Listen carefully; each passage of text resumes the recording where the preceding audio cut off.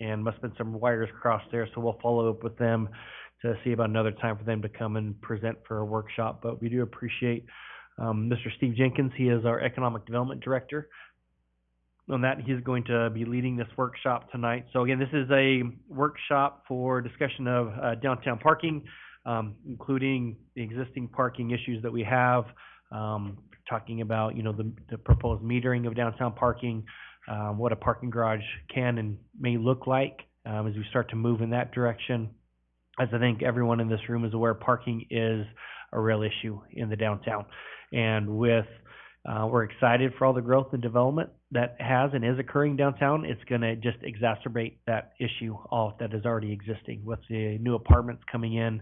Obviously, we lost the parking that was there, and now we need even more parking because of those units that are coming in, soon to be under construction. I see our good friends from Amanos here with, the building that they're doing as well. That's going to require more parking and take away that parking that people like to use. That's not really a parking lot.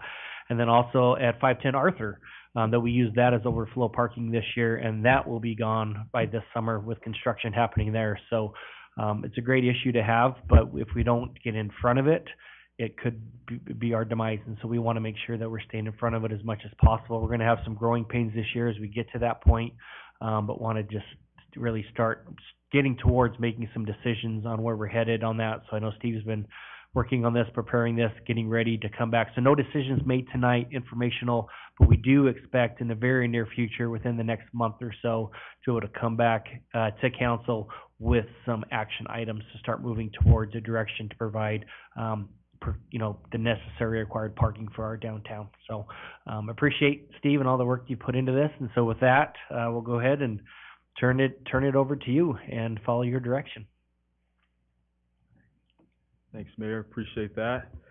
I'm only 5'8", so we don't need it so high up in the sky there, but appreciate the opportunity to be here tonight representing economic development in the city of Caldwell. Man, what an exciting time to be talking about parking in downtown Caldwell. Who would have thought over the years that we'd be in this position that we are today? It's pretty amazing to see where things are at. So I look at it as an optimistic sign of growth and development that's occurring downtown, and just excited to share more details about some of the things that I've been investigating and sharing it with the audience here related to parking downtown. So this is something, by the way, if I had let's just say a dime for every time we were asked about downtown parking downtown, I would be sitting here right now talking to you. I'm kidding. It is a joy to be talking about this, and really excited to explore this further. So agenda really quickly. And I know C of I has a very important basketball game tonight. This is equally important. I'm not, discounting that, but I'm going to get through this as quickly as I can for the folks out there that are interested in that. So outside of me, parking lot of interest is the TVCC parking lot that we had identified in our previous workshop. So we were going to look at that for a potential garage location. Again, we're going to talk about public-private partnerships, which is a P3 structure. I'm going to reiterate what that P3 structure looks like, just for the folks that weren't privy to the information that we had previously. And then funding options for parking. So talking about, obviously, the structure of financing that we can explore further as a community.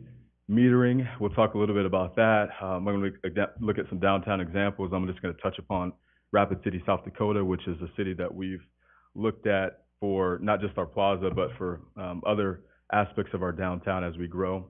And then TCDC, since they're so close in proximity, I've had some touch points with their office to see how they're doing things and organizing their parking structures. Then I have a parking structure quote. Again, I shared this last time, but just as an effort to ingeminate some of the information that I shared previously.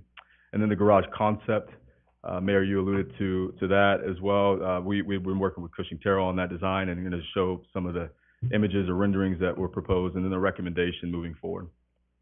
So, parking lot of interest, and this is the Treasure Valley Community College parking lot. It's owned by the city, close to an acre roughly. The lot has 120 surface parking stalls. Definitely can get full at different times of the year. This is my go-to parking lot, and I know within Winter Wonderland it was certainly a little tricky getting in and out of there, which is a good thing, of course, but it is that is a fact. Eventually, the lots throughout downtown that are used for parking will go away. Mayor, you alluded to certain projects that are occurring, and I'll touch upon that as well. The limited parking will inhibit downtown as we grow into this new season that we're entering. So that's just something to pay attention to.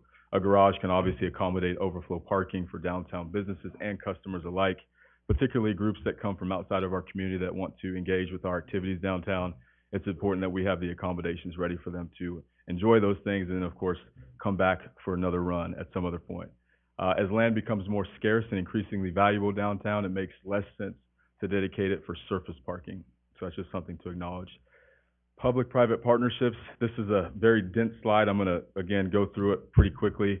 But essentially, there are agreements between the city government or a public sector entity and then the private sector.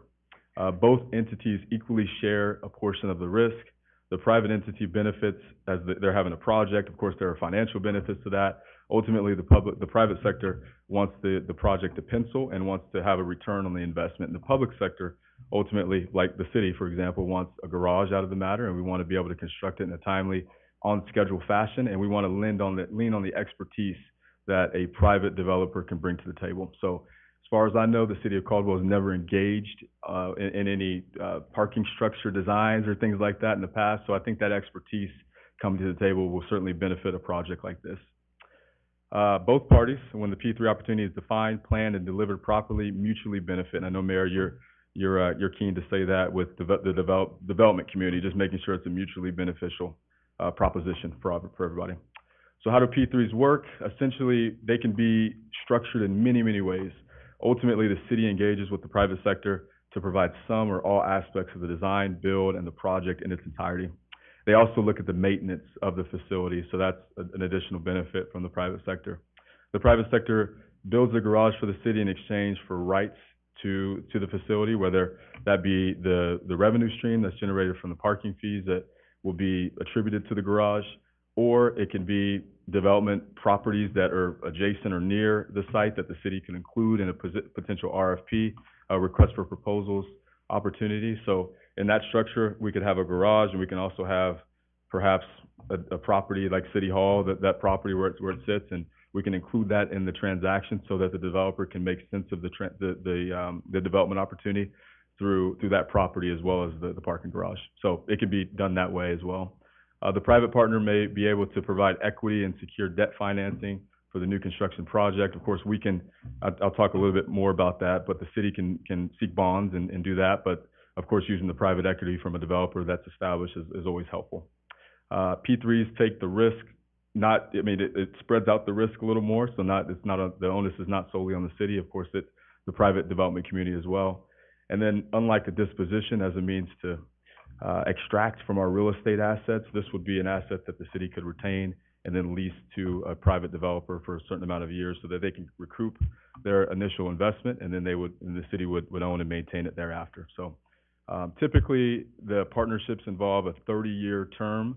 I've seen some that are 25. I think that may be the lowest that I've seen, but typically they're around 30 years, and they can be negotiated down.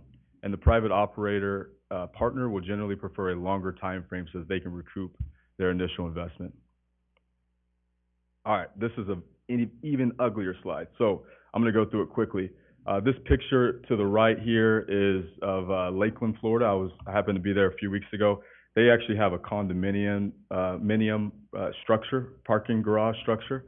The condo structure, in essence, if you would take that paragraph and turn it into just a synopsis of it, essentially the city would own a floor, a private development group would own a floor, another private development group would own a floor. So you basically split the garage into, different ownership rights. And then the leaseback structure, which is the second option identified there, is where the city would own the asset and lease it to a developer. The developer would then lease it back to the city, and we would pay a lease rate for that. So over time, over 30 years, we would then have an opportunity to buy it back for typically $1 is what it looks like. And I can share these slides with whomever, council members, if you'd like to see it and look at it a little more closely, that's fine as well. I'm just trying to give you everything as quickly as I can here. And then the third one is a concessionaire agreement. In this structure, the private or third party will finance, design, and build it. And then at the end of the lease, the asset reverts back to the city. So again, a 30-year lease, the city would be a little more hands-off in this approach, where we would put this in the expertise and the know-how of the developer coming in that again, we would seek through a request for proposal, so we would identify their track record as it relates to garages, and we would know that they would be a trustworthy partner in this sequence. And then the last one, which is the most straightforward of all the approaches, would be a long-term lease structure. In this case, the city would lease the land to a selected developer for an extended period of time. The revenue stream could be negotiated or even split. The proceeds could solely go to the developer. So those are the options. And then the city can look at options as well. So let's just say we wanted to just move forward without a P3 structure. Of course, so we can do bonding, we can do GO bonds or revenue bonds. We can also do a urban renewal district. So in this case, you would take just a parcel of land and TVCC property, and you would identify that and use increment from a new urban renewal district that was created to fund the construction of the garage. And then lastly, you can also obviously sell assets. So we have some city assets downtown. We could potentially look at selling those off and putting the proceeds towards the garage. And we can still do that in a P3 structure, but independent of that, these are some options we can pursue. So this is Rapid City, South Dakota. You all might recognize this community as we identified them early on in our pursuit of a plaza downtown. This plaza features a splash pad in the summer, and they also have an ice ribbon. Sounds pretty familiar, but they have a parking structure downtown as well, and then they have a stage for performances. So their garage is owned by the city, which is identified here in the image that is shown. Main Street Square, which is similar to Destination Caldwell, is their downtown association. They're leasing space within the garage, among other groups that are leasing space as well throughout the downtown core. The structure was originally built as a two-story facility in 1989. A third story was added in 2008. There are 440 stalls total as of 2022. The first floor is metered within the garage, while the other two floors are privately leased. So those business groups that are leasing the subsequent floors in the garage, one of which is the Alex Johnson Hotel. So of course, we're working on a boutique hotel in downtown Caldwell, and that could be a built-in revenue stream for the future garage as well. And then the lease rate per month is $50 per stall. So downtown metering. So metering has been successful in Rapid City, South Dakota, to the tune of roughly $1 million per year. So they're doing exceptionally well in that category. The parking fees in Rapid City are the first 15 minutes are free, and then $1 per hour thereafter. And they have a group called IPS Group. They're a national metering operator, and they install the meters and maintain the meters as well. And they also have a corresponding app that one can download and put on their phone, and you can pay the fees as you go, kind of thing. So you don't have to be on site to pay at the meter as they did in the olden days, if you will. But you can pay with your app, and you can get it going, and it's pretty easy to access. The downtown core is metered. So they have a 4-block radius in either direction, while the rest of the parking downtown is free, but it's limited to 2 hours. So they have kind of a zoning perspective, which I'll recommend here in a moment as well. So the city of Boise uses Park Mobile app. If you've ever parked in downtown Boise, you can identify that app on your phone. I would personally recommend an app that is similar to what Boise has, if possible, so that when people come from Ada County to Caldwell, they won't have to download a number of apps on their phone. It could all be synchronized into one system. Caldwell has prepared descriptions for 2 parking enforcement positions. I think this will be a very important attribute moving forward, the enforcement piece, as we look to implement these meters. And then lastly, and Brent Orton from Public Works, I'll reference him in this, but he always says, enforcement meters and good technology, great convenience for our citizens. Those are the most important things tied to this garage concept. So really appreciate that feedback.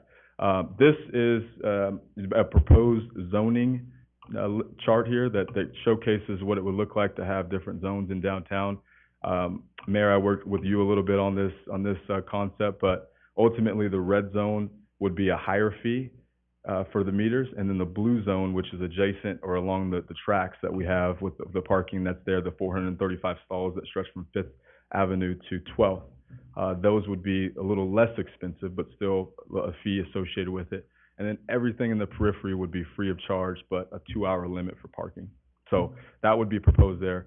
The chart that you see identified that says Zone 1, Zone 2, Zone 3, if you can read that small, that's from the city of Boise. They also have a zoning perspective downtown as it relates to charges for parking. So just identified, you can see here, this is an example, but Zone 1 is a little more expensive. Theirs is $2 for the first hour and $3 for the second hour, and then 50 cents per hour on Saturdays. And then the second zone is a little less expensive. It's $1.25 per hour. And then the third zone is even less expensive, 50 cents per hour. And that's typical where I park, is the 50 cents per hour in downtown Boise. So you can see here that CCDC uses Park Boy to manage their garage structures. So the CCDC owns the garages, and then they have a management company that comes in and manages the garage and the enforcement. So what I like is the reader board here. It says the space is available, so you're not driving around for hours just guessing how many people are coming in and out of the garage. You can identify that there are 409 spots available, and you can pull in with the comfort and peace of mind knowing that you're going to find a parking stall. In Boise, there are 3,179 parking spaces and 6 parking garages. So really leaning on their expertise as it pertains to a potential garage in downtown Caldwell.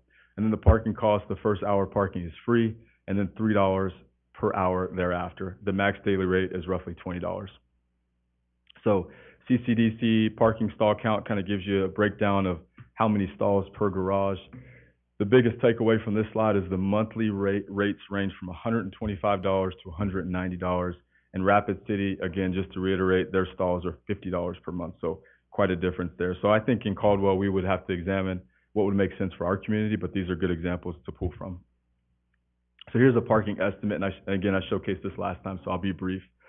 Ultimately, we were looking at a 4 to 5 story garage facility.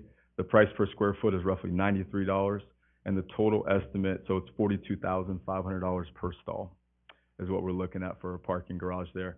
And when you get when you have a parking stall, it is just a parking spot. I asked if, that with that $42,000, does it come with car washing abilities or anything like that, or rim washing? But you just get the stall, unfortunately. The growing need for downtown parking. Again, we talked about Amano, 516 Main Street, 510 Arthur Street, which is the Creekside Commons. These are all recent RFPs that were awarded. 7th Avenue and Arthur redesign. That is the Festival Street concept that's adjacent to the new apartments downtown. And that would be essentially a pedestrian-friendly walking area that would eliminate some parking stalls along 7th and Arthur. And then Kimball and Blaine, that's a mixed-use project with restaurant and office space, so that's going to create a little bit of an impact. 119 South Kimball, directly across from the plaza. This is Aztec Development. They are planning on some apartments and some commercial development on the first floor. And then 613 Main Street, that building was just demolished. They're looking at new construction at that location. So you can see the widespread impacts downtown that would be associated with our growing need for a garage. And thanks to Ophelia Morales, she always reminds me of different projects that we have going on. So appreciate her insights to tie into what's happening. Garage concept design, ultimately it's 5 stories, 500 stalls is what we're looking at potentially. This includes a rooftop convention center, so $350,000 per square foot for that convention center. It's an additional $5 million if we were to go with that concept. Again, it's $45,000 per stall, so it's times 500 spots is $22.5 million. Garage elevators and event elevators would be separate from one another.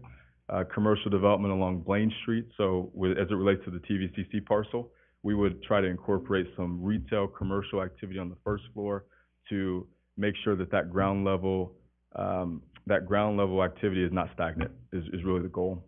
This would include a lobby reception area. It would affectionately be called the living room of downtown.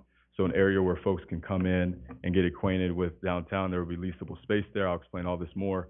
And then the event hall would be suitable for 300 to 400 people. So that would be very similar to the Argos Performing Arts Center in Ketchum, Idaho, if you're familiar with that project. All right, so here's the garage concept. Ultimately, it's a 5-story design. Cushing Terrell helped us put this together. You can see that there is the lobby space, which I referred to as the living room, the event hall, which would be on the top level of this 5-story structure. There is kind of a glass aesthetic on the side of the garage, which would lend itself quite well to our Indian Creek, of course, with kind of a water feature that at least it resembles that with glass. And then, of course, retail on the first floor. So just keep in mind that this is all conceptual, but these are things that we thought would be neat to incorporate in the garage so that it could be more than just a garage or a standalone facility. So this is the garage from the bridge. That's TVCC, the gray building there that is unidentified, and of course you can see the garage from the perspective of the bridge. If this would be me essentially standing at the plaza looking over at the garage. So this is the outdoor plaza, and you can identify that darker space there next that image. That's the space that we're discussing. But essentially, all of the streetscape would be improved. Everything would essentially be lending itself to the just welcoming atmosphere of downtown Caldwell. You come into this area, this would be the gateway into downtown from the perspective of the garage. This would be the lobby reception area, so that smaller building that's illuminated in yellow. This is a really cool feature. You could include a coffee shop or a little cafe in there, but rentable space that's available.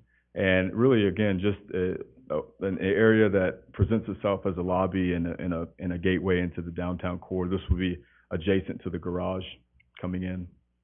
And then this would be a rooftop patio on top of that lobby reception area. Again, just maximizing all the space that's available to us. I think that this would be a very neat feature. Of course, the views from this perspective are unencumbered, so you would have the ability to lease this space out or rent this space out to different parties that have an interest in occupying that little area of the rooftop patio there. Parking structure facade, talked a little bit about the glass that you can incorporate.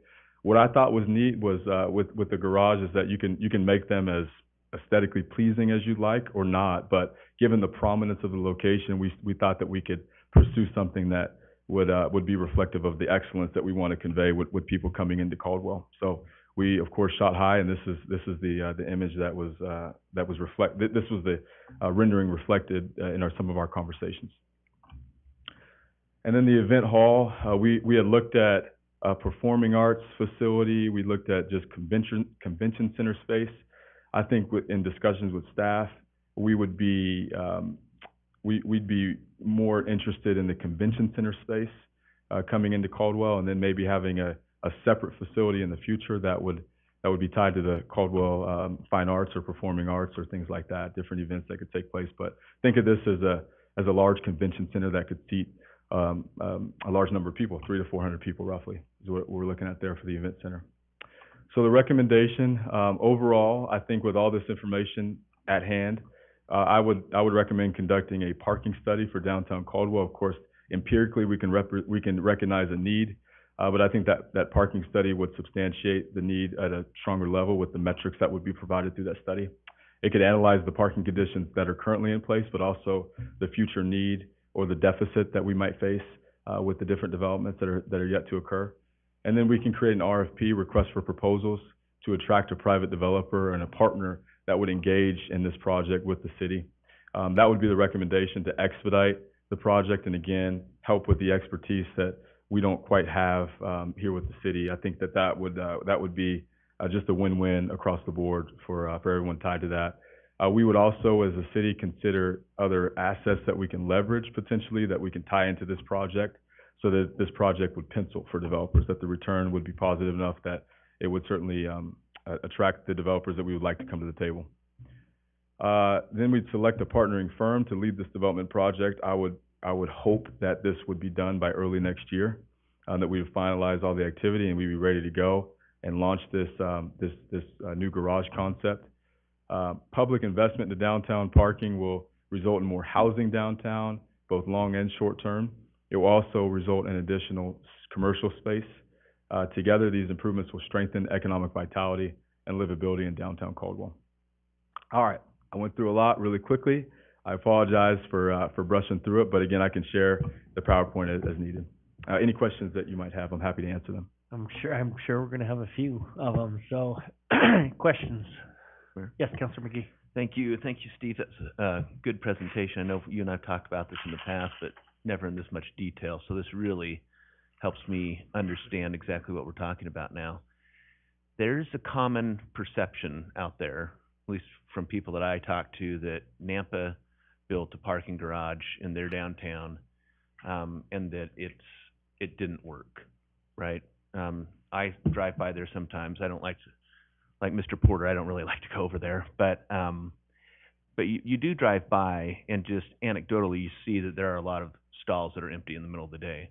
Now, I have some theories as to why that is, and I suspect you've had some conversations about that too. So tell me why this won't be different than what at least I perceive, and I think many others perceive, happened in Nampa.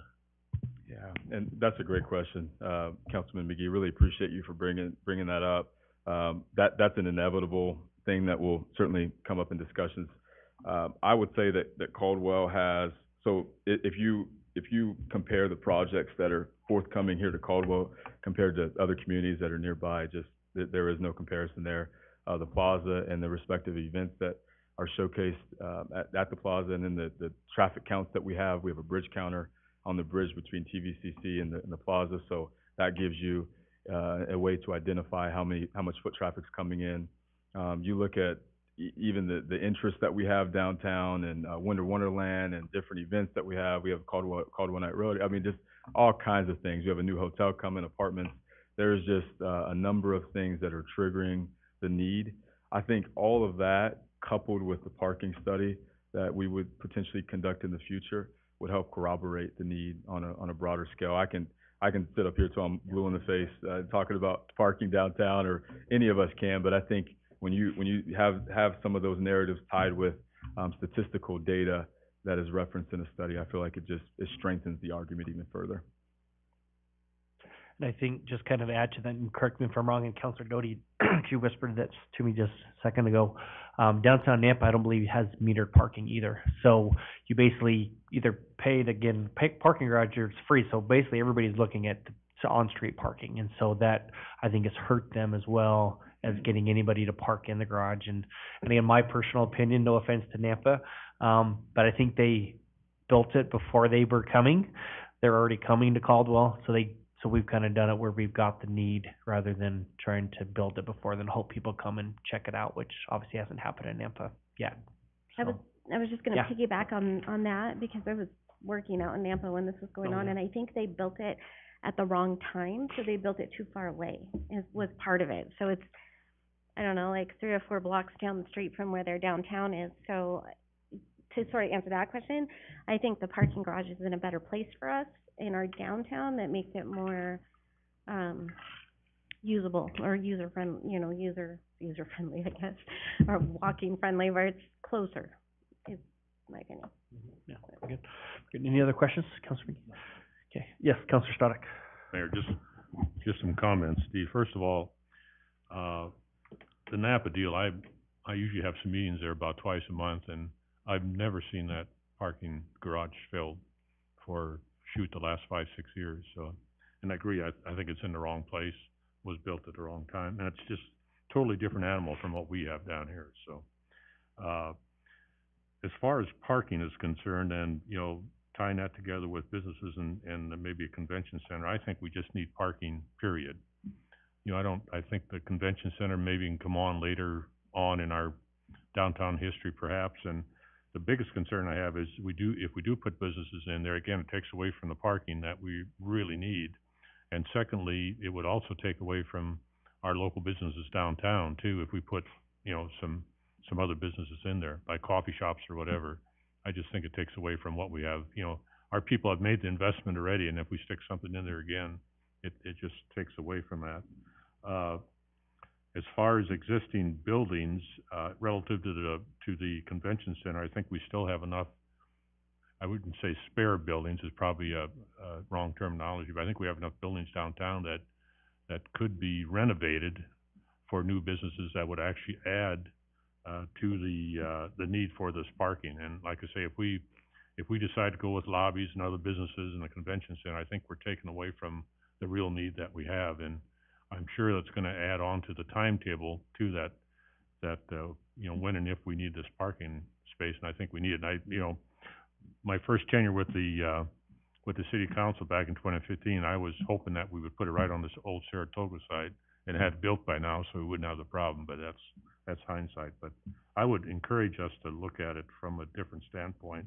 Relative, we just need parking. We don't need more businesses, because we do have buildings available for more businesses. And the convention center, I just think we're a little bit premature on that side. So just my opinion. Thank you. Thank you, Councilman Stoddard. I appreciate your feedback on that. And really, I look at the design as a way to build it in an appropriate manner so that we're prepared for the future as well.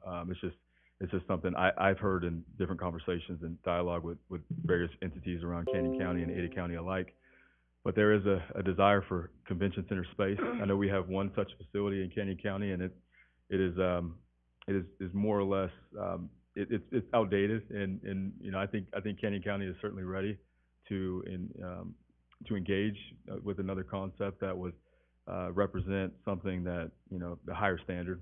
And really the views, you know, we looked at that fifth story concept on top of the garage there, but maximizing the creek and just the assets and the development that we've done thus far, I think is critical to Caldwell's growth. But I do take your comments very, you know, I take them seriously, and I appreciate what you shared. Those are all things that are helpful as we move forward in this process. Just one last comment. I would like to see, Main Street just closed down and use that as a walking area from maybe Fifth to 10th Street, just to accentuate the parking itself, to make sure that we fill the parking lots. Mhm. Cause you look at all the 3/4 ton, 1 ton pickups now, and then if they're parked on both sides of the street, I've got a pickup, and, you know, you just don't have two-way traffic. You gotta wait for somebody to pass before you go, and I think that'll be a problem in the future, so, Thank you. Yeah, our fire department has actually mentioned that to me, and looking at it with the trucks, getting difficult to get a fire truck through there occasionally.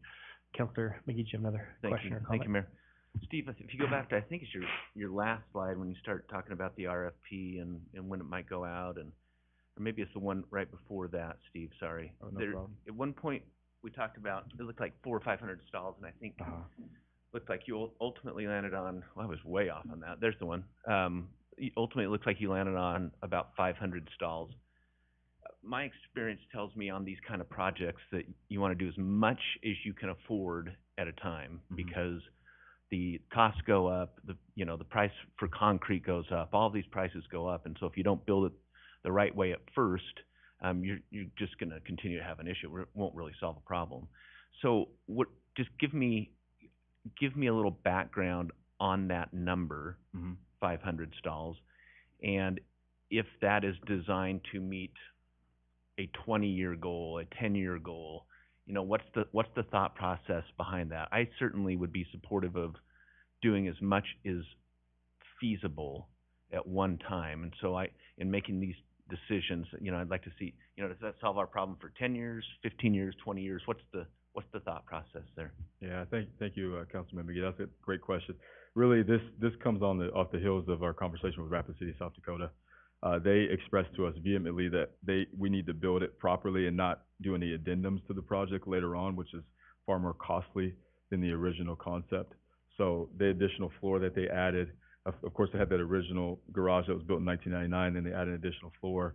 They said that if they had just done it the right way the first time, it would have saved them, you know, a lot of money. I don't know exactly how much, but they were just saying that was something that they would have preferred to attack on the front end.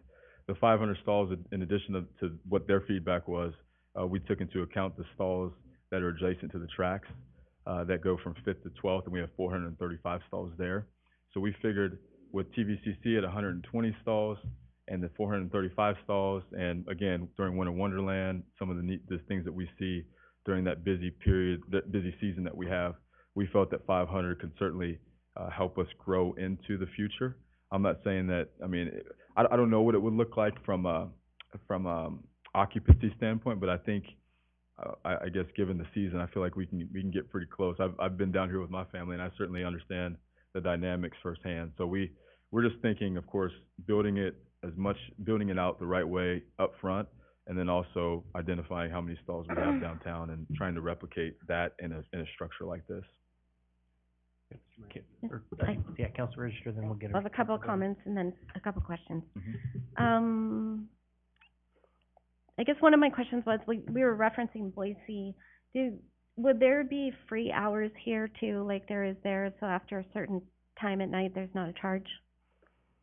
Yes, we definitely would look at so I like that approach personally.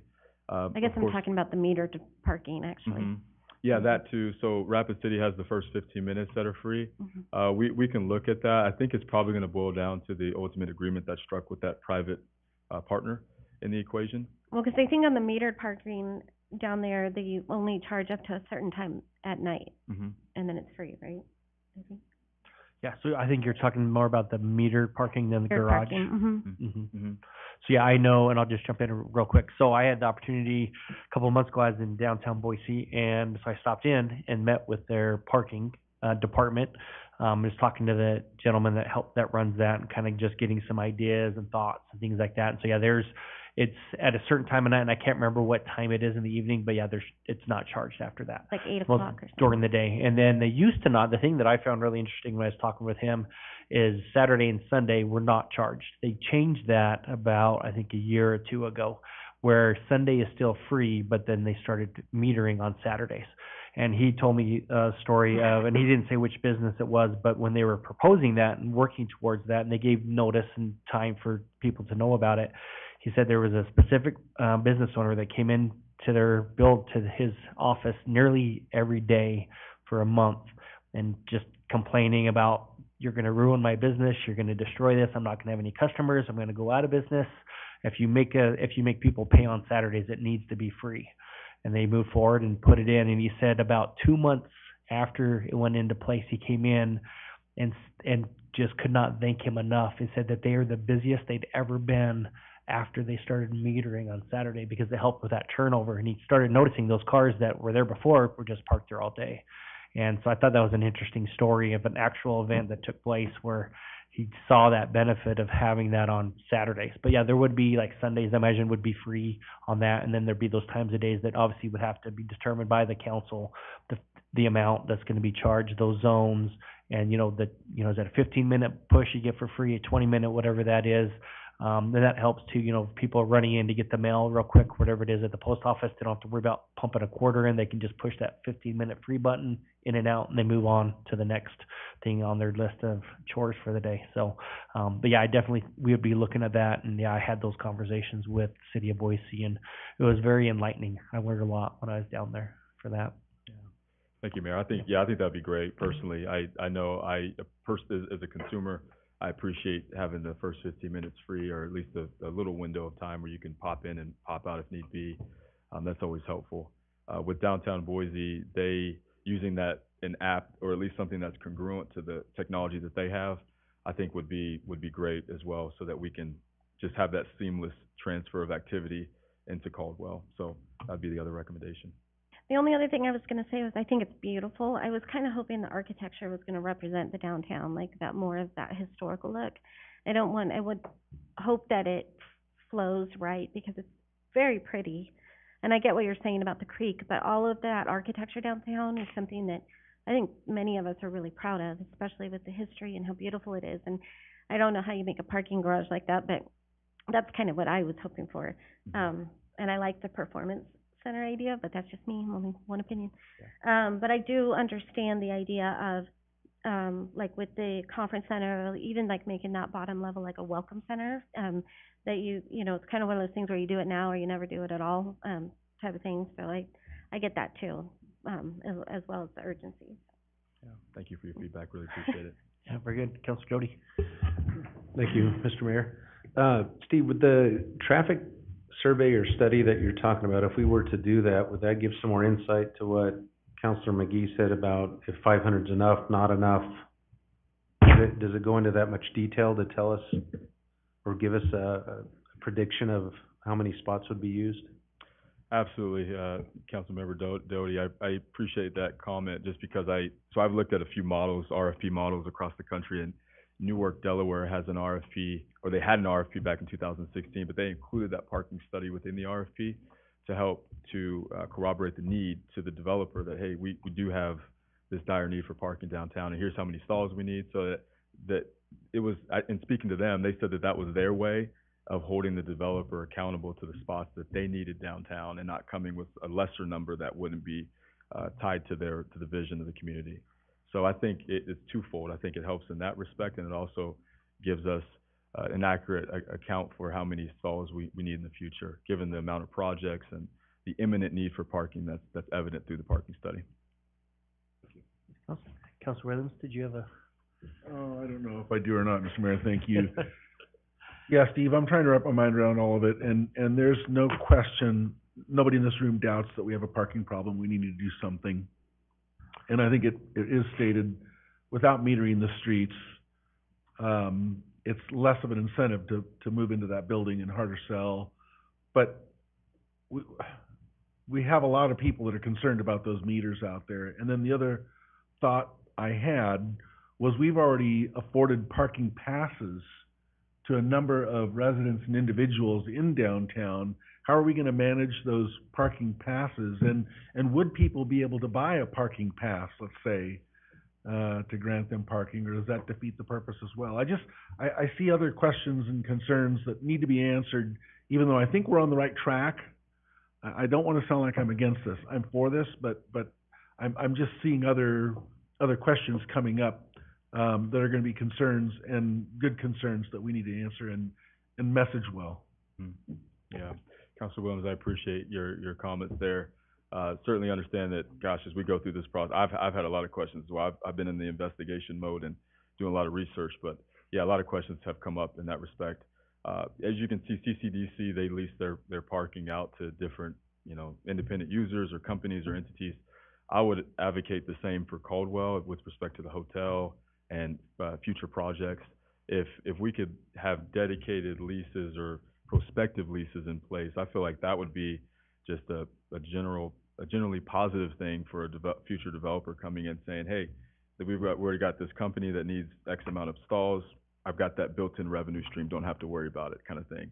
So that would help, even from the city's perspective, just to be able to formulate how that might come together from a revenue stream process. I would say ultimately we would just keep looking at that. I think with the permits that have already been granted downtown, that's something that's done. Of course, there's always a timeline to that, and we can always look at pushing folks into the garage. I know we're in the throes of working out our parking agreement with the apartment development as well. So we can just look at integrating that. I just know as a resident that does not like the cold or the rain or the snow, I want a dedicated spot, and I will pay extra for that spot if I need to. I'm not going to carry groceries 3 or 4 blocks. I just think that this is going to be disruptive in a positive way, so developers that are coming into downtown can identify the garage as an opportunity for future residents that might come in.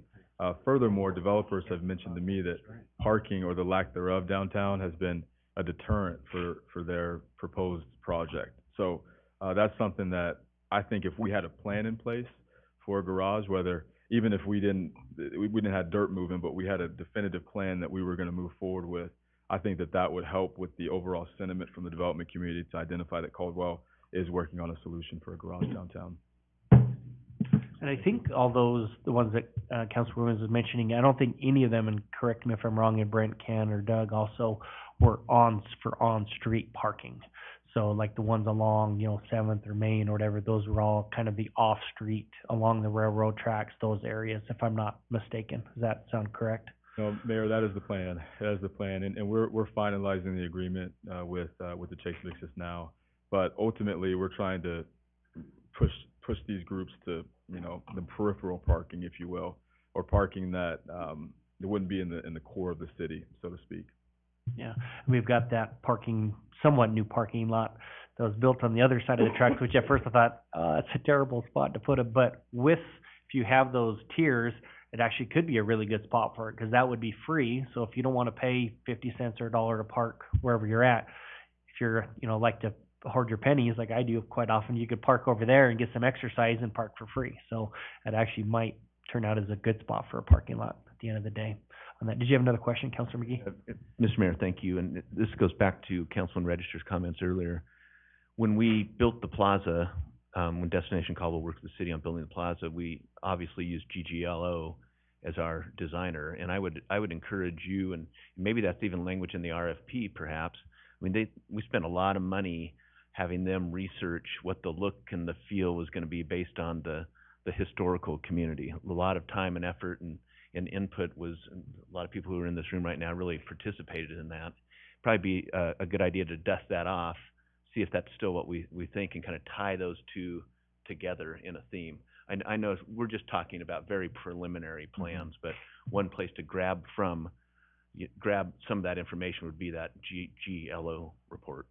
Absolutely, yeah, thank you for mentioning that. And yeah, they did do a downtown facade handbook that they've created that gives us an impression of what future development should look like downtown, so that there is some synergy that's shared amongst new buildings. Although they're new, they have a feel of an older historic, community kind of deal. So those are things that can absolutely be incorporated. I think also with a garage, that the things that I personally noticed is like every brick that you put on the building is an additional cost. And I look at the $45,000 per stall, and I don't want to add $1 more to that stall price. But I do agree. I think there's a way that we can creatively look at that. Maybe we can redact, some of the glass and put some brick here or that here. So those are all things that we can continue to discuss as we move forward.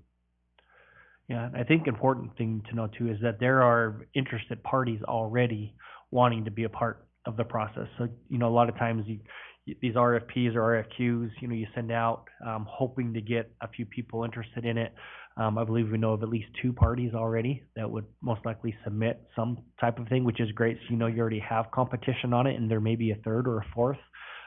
So I think we would see a pretty highly developed proposal if it comes in. It could touch, like I said, with council registry, none of this is definitive. This is just showing a potential and then build on that and go from there. So, the design is very far from anything complete. So, implementing some of those, historic characteristics or whatever it may be is always out there and always a possibility on that regards.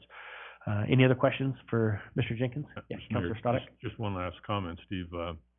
I would really caution, you and the economic development folks, plus our city council, if we get too many permits, that defeats our purpose too, of, people coming downtown. So we have to be very careful of that. Absolutely.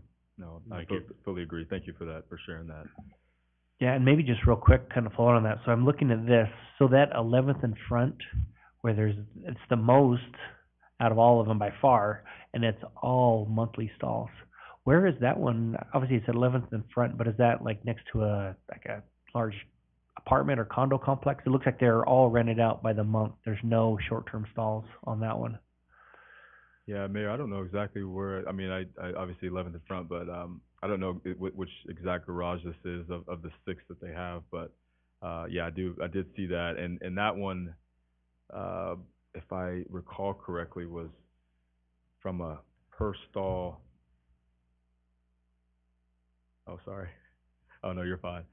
I was gonna say, and I'm just curious. Like I said, I noticed it kind of sticks out like a sore thumb, but yeah, and it's also one of the newer one that's the built newest one they've done of the list. So, yeah. And I will just, Mayor, to go along with your comments, we do have a lot of this feedback that I'm providing today is given from some of the groups that have already expressed an interest in the project. So I'm kind of going off of my research and what we're looking at in our with its staff, but we're also taking into account what folks have emphasized to me with respect to their interest in the project.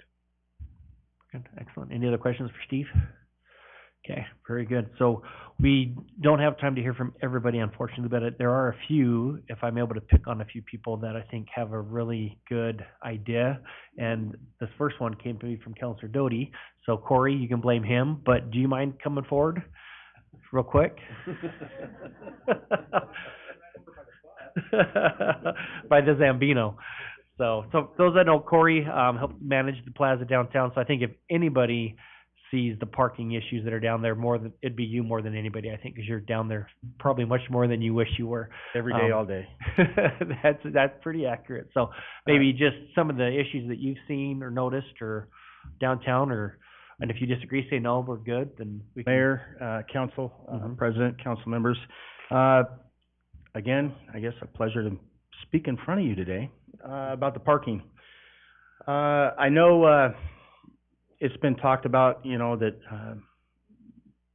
the 3-hour parking just isn't working. I mean, there's signs up to say 3-hour parking. Where's the penalty for parking for 3 hours?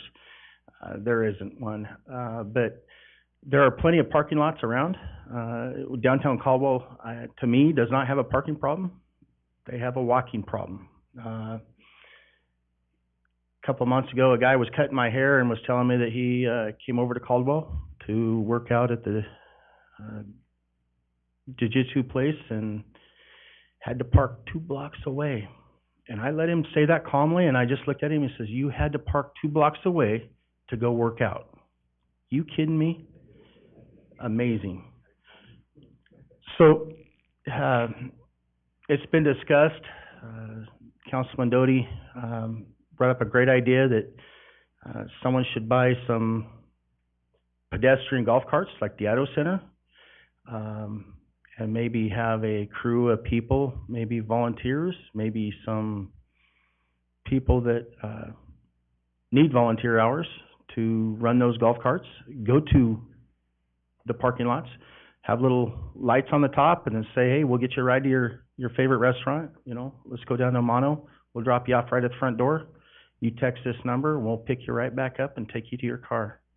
I think that's a short-term solution, and, the long-term, yes, I do believe we need a parking garage, but something short-term.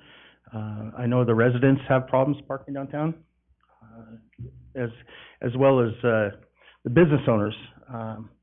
I just wish that a business owner that, let's say on Main Street, can park over at TVCC and take the time to walk so they can leave that spot open for, potential customers. And I think that's a valuable, space that a business owner's taken up that they shouldn't be taking up.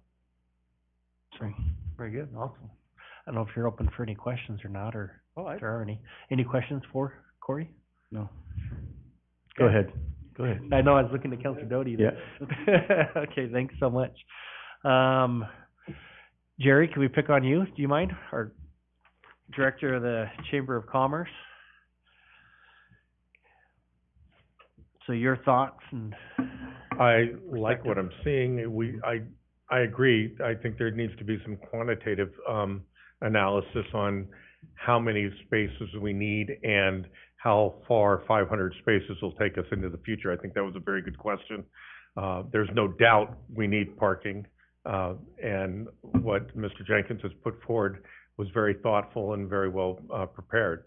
And I actually like the design of the building. I like the concept of having a rooftop event center, if you will, or some sort of gathering center. I think it would be a very, it'd be a nice amenity for Caldwell, especially with the views that you're gonna get. But other than that, I don't think I'm prepared to give any more detailed information. I think that comes from our Economic Development Department, who's done the research, and they've done a great job. Very good, excellent. Yeah, appreciate that. Thanks for letting me put you on the spot. So, very good. Any other, oh yeah, sorry. Mr. Moore, and then you can go freeze at the tailgate after Thank that. you, David Moore. Yeah, right. 711 East Denver, here in Caldwell. In the past year, being on Urban Renewal Board, and just hearing about this parking problem, I've been doing a little bit of reconnaissance and just kind of studying it a little bit. I see a parking problem, but I think Corey's kind of right. I think there's a walking problem too. I think before we erect something, I think they need to look at other options than just the TVCC parking lot. I think there are tax-paying people that have other options, or maybe some other properties that we could look at. I definitely think a study needs to be done before we do any of this to find out what the long-term effect is. I parked in 10th and front for years. That was, or excuse me, yeah, 10th and front. That was all employee parking, or 11th and front. Excuse me, 11th and front, I think.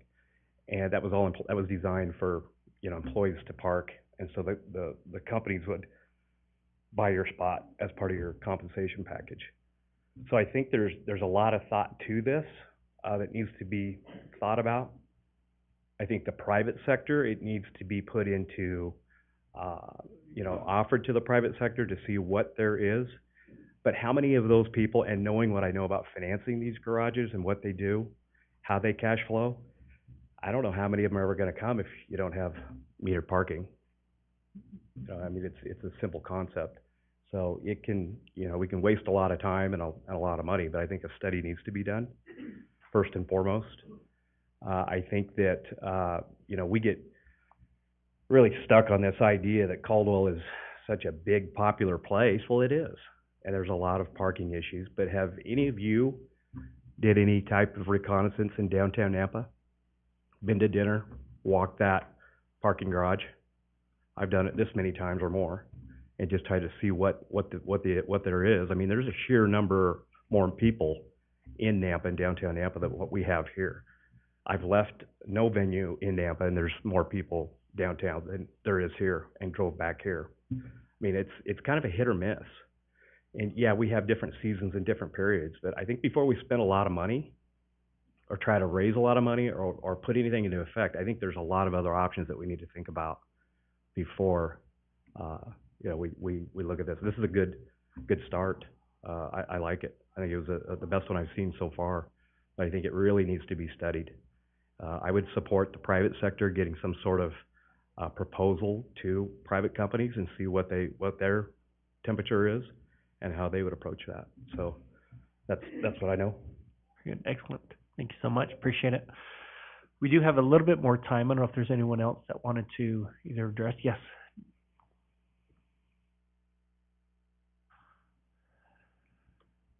Good evening. My name is Nicole Levi. I am also with Destination Caldwell as their communications specialist.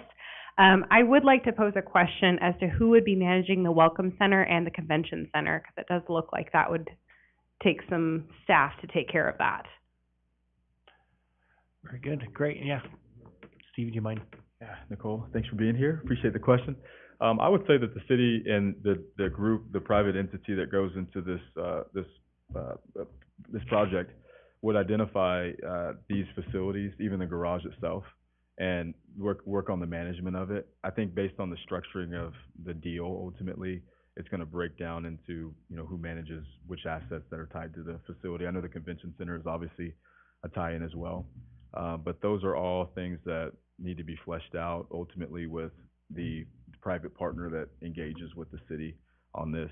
So the good news is I've talked to a couple of groups that have expressed an interest in this proposition, this project, and they have said to me that there's multiple ways of doing it. It's really how much control does the city want to have, I think, is what it boils down to, and how much energy does Destination Caldwell have to manage more. Yeah. More So maybe was she volunteering Corey to take that on? I have, I think, more of a comment or concern as well for our business owners, because I try my best to represent our businesses in the downtown area. I know that we have some businesses that have handicapped folks that work for them that can't walk very far to get to their job. So I want to ensure that we have parking that's available for those employees, because it's very, very important to protect our downtown businesses. And then, of course, offering parking spaces for those existing businesses. I'm not sure if that would be a part of the parking structure, if it would be downtown street parking, or what that may be, but just protecting them being able to park close to their business. Very good. Okay. Thank you. Yeah, you betcha. Yeah, come on forward. Hello, Mayor, Council, everybody, colleagues that I work close with. A couple of questions that I have. There seems to be a few things that I have on my heart. The first one is there are a lot of businesses that have big, large trucks that come in on that 7th Avenue corridor that's there. Just thinking ahead, how do we plan on getting a lot of our trucks in there to have access to people trailering different food and other things in there? Have we thought about those different trucks coming in? The other question that I have, I'm going to just kind of shoot these through and hopefully we can get them answered later. But the other question I have is, I know you're right on about walking problem. We do have walking problem, but a lot of questions that I'm hearing and a lot of the discussion that we're having is based on events and big groups coming in. But I also think that we have a proximity problem, because a lot of people who are coming that I talk to are police officers, firefighters, our healthcare workers, all those people who are looking to come in for a lunch, who might have 30 minutes for that lunch, and if they're having to park, let's just call it 2 to 3 minute walk, sometimes 5 minutes to get out of their car, walk to where they need to be. They're standing in a line, and the service takes let's just call it 5 to 10 to 15 minutes to wait for their service, food or whatever.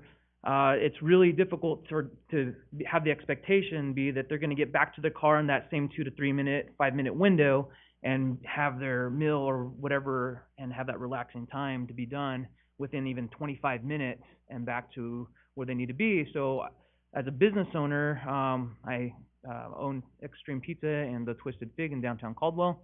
I have a lot of those types of individuals who are on that 30-minute window of time, and they're telling me like, hey, I love, coming to downtown Caldwell, but I can't come anymore because it's hard to find parking. And they're not talking about the walking problem type stuff. They're talking about that proximity parking, the stuff that they can come in real quick, grab that, in the door, out the door type stuff. And I have that. I have the by the slice type stuff, so it takes 3 minutes to cook it. But it's those other things where they're having to walk in, wait, the 2 to 3 minutes in line, have that thing get cooked, walk back to that car, and then enjoy kind of that peaceful, 15 minutes, call it, and then back to their job. And so we're losing a lot of business right now. And what I'm hearing from other business owners, and I don't want to speak for everybody, but the ones I've talked to, is they're also losing a lot of business. And so by having this parking issue, we're sending a lot of business away from Caldwell by having a proximity issue as well. And so I know that the events thing is fresh on everybody's mind because that's when we have the biggest issues. But even when there are no events and things are very calm, and people are trying to find parking spaces while they have these lunch hours or they have this time between, let's just call it family time, where they're looking for windows of time to eat lunch or dinner on non-event days, there are proximity issues that we need to also think about and address while we're looking for those things. I don't have all the answers, but I think there are some things that we can think about, layering parking spaces and elevating a parking space.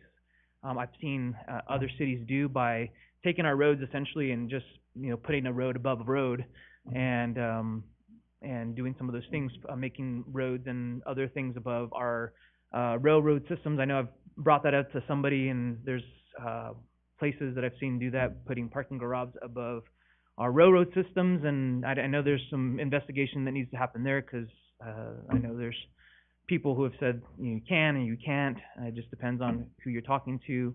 But I think there may be some things that we can do to investigate there as far as parking garages, and I know we're talking about those types of things. And then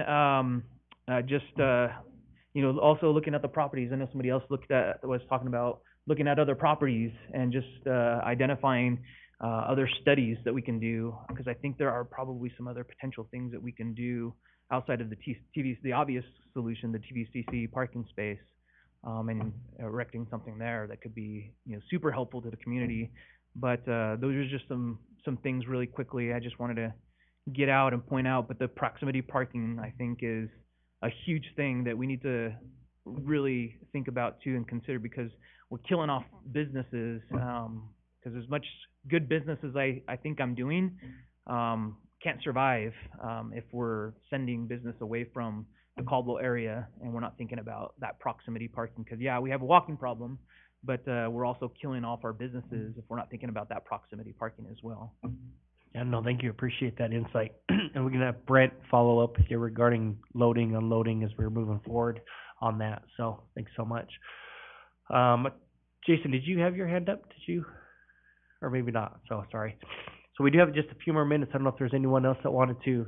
Okay, right, Mr. Dittenberg, real quick, we'll give you 3 to 5 minutes, and then the gentleman in the back.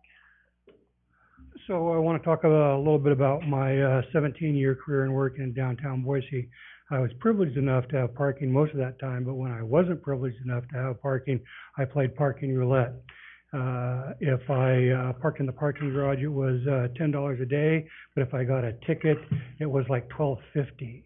And so I thought, you know what, even if I went with everyday parking and got a ticket, but 1 or 2 days a month I didn't get a ticket, they overlooked me, it was worth my while to park downtown. I went to the Capitol building last year and got a ticket, and it was $68, so they've changed that. So the city may want to keep that in mind, that whatever parking fee they come up with, it's steep. The second thing is a few years ago, we had the opportunity to work with the project, with regards to parking and, parking-related issues. And we consulted with a firm that was actually hired by GGLO to look at parking in relation to restaurants.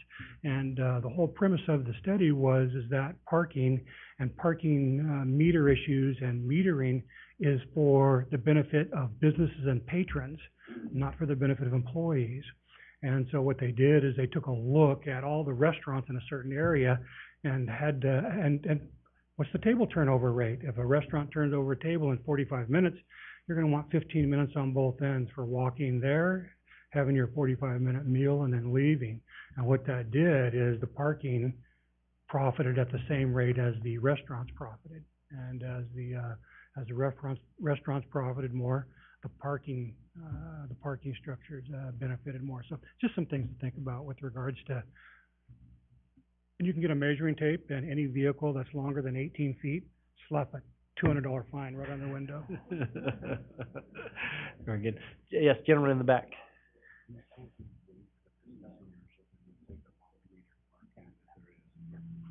My name is Dan Jordan. I just have a quick comment. I don't know what the zoning issues are, and policies right now, but I know around where I live and seeing what's happened in Boise and now with the apartments being built next to Indian Creek Plaza, I don't think that the parking that is required of these developers is always appropriate.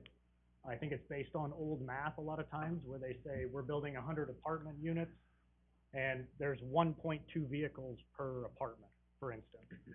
Where in today's economy, we have 3, 4, and 5 people living in an apartment. And so now, if you're gonna have these apartments built and you're not requiring your apartment builders and your hotels to also have appropriate parking, you're only gonna exacerbate, especially for us that are downtown with all these new apartments, where are those people gonna park? And it's going to be where all of our customers are trying to come.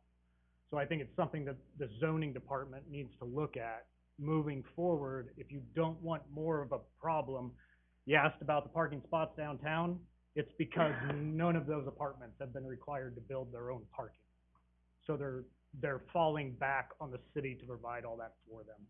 And it's become a major issue downtown, and I think that as Caldwell goes on, if they don't address some of that with their zoning requirements of those developers, that I think it'll only exacerbate the problem here too, so. Very good. Excellent. Thank you so much. We have our planning and zoning director right there, so I know she heard that, so look into that. And we appreciate that perspective that has been brought forward on that. So we do want to thank everyone that came this evening. I think we got some great feedback. I really appreciate the comments that were made. That does enlighten a lot and bring a lot of that perspective, and thank the city council too for that, and for Steve for doing a great job and bringing in those handsome boys right there at the end. So appreciate all that you do for the city. So that'll conclude these workshops. We do appreciate everyone's attendance. Again, no decisions made during these, just informational to help lead us and guide us, and we appreciate the guidance that was given this evening. And that concludes the workshop. We'll be back at 6 p.m. to start a regularly scheduled city council meeting. We'll begin this meeting with an invocation offered by Pastor Brian Seidel of Faith Journey Church. If you please come forward for that, and if everybody stand for the prayer and then remain standing for the Pledge of Allegiance. Thank you for having me tonight. And just a reminder, I'm from what used to be Oregon Trail Church of God, so I know a lot of people recognize us by that. We just recently changed our name to Faith Journey, so same church, but I'm glad to be here tonight. I want to read Galatians chapter 6, verse 9, where it says, "So let's not get tired of doing what is good, for at just the right time we will reap a harvest of blessing if we don't give up." So just a quick thought for you tonight from Scripture, just that continue to do what God's called you to do, and we will reap a harvest. So let's pray together. Lord, we come to you and thank you for, Lord, who you are, for all you do, for your presence in our lives. And God, we pray tonight, Lord, for your presence in this meeting. God, that you would lead these leaders, Lord, with wisdom and knowledge, Lord, and make the wisest decisions they can, Lord, on how to influence this community. Lord, we thank you for their leadership. We pray, Lord, for your blessing, again, on the meeting tonight. In Jesus' holy, precious name we pray. Amen. Amen. Thank you. I pledge allegiance to the flag of the United States of America and to the republic for which it stands, one nation under God, indivisible, with liberty and justice for all. Thank you again for that prayer and for that information. So I didn't know that. So the name of the church changed. So again, thank you for that, for being here to do that. Madam Clerk, if you please call the roll. Counselor Doty? Here. Counselor Sadek? Here. Counselor Register? Here. Counselor McGee? Here. Counselor August? Here. Counselor Williams? Here. Very good. The roll reflect that everyone is accounted and present for. Are there any conflict of interest declarations from any members of the council regarding any items on the agenda this evening? Okay, so that moves us on to our special, we do have an amendment, a couple amendments to the agenda, so we'll go ahead and take care of those right now. Councilor Doty, do you have that? Yes, Mr. Mayor. I'd like to amend make a motion to amend the agenda to correct the bill and ordinance number for new business item number 3 to read bill number 8, ordinance 3492. Move consent calendar item number 8 to new business with revisions for further discussion. Move consent calendar item number 9 to new business for further discussion. And move consent calendar item number 13 to new business for further discussion as new business. And last will be add new business item number 7, discussion only. Very good, thank you so much. We have a motion to amend the agenda, the consent agenda and the regular agenda as presented by Councilor Doty. Do we have a second? So we have a motion from Councilor Doty and second from Councilor McGee for the amendment of the agenda as noted. All those in favor say aye. Aye. Any opposed? So that motion passes. Thank you for the reminder on that. So now we do have a special presentation this evening, so we appreciate Republic Service. We appreciate their partnership for being here tonight for this special presentation and update report. So this is kind of just to kind of go over, and for them also to kind of let us know all the great things that they do and provide for the city. And then also I know that they're at if my memory remembers correctly, I believe Councilor Williams, and correct me if I am wrong, there was some discussion brought up about recycling and looking into that. And again, this is just for information to kind of learn about it. What is the ins and outs if recycling were required as part of garbage service? Right now, it's not required. It's optional for people if they want to do into that. But there are cities that do require that, if I'm not mistaken. And so just a little bit of information on that and for the council to see as they move into the budget cycle here before too long, if they want to pursue that or not. So anyway, with that, kind of turn it over to you, to Rochelle, if you want to introduce yourself so everybody knows who you are, and the time is yours. Thank you, Mayor and Council. Did you want to add anything, Brent, or no? Okay. Do you have a preference? What do you want to go first? Beg your pardon. So, just a couple quick things.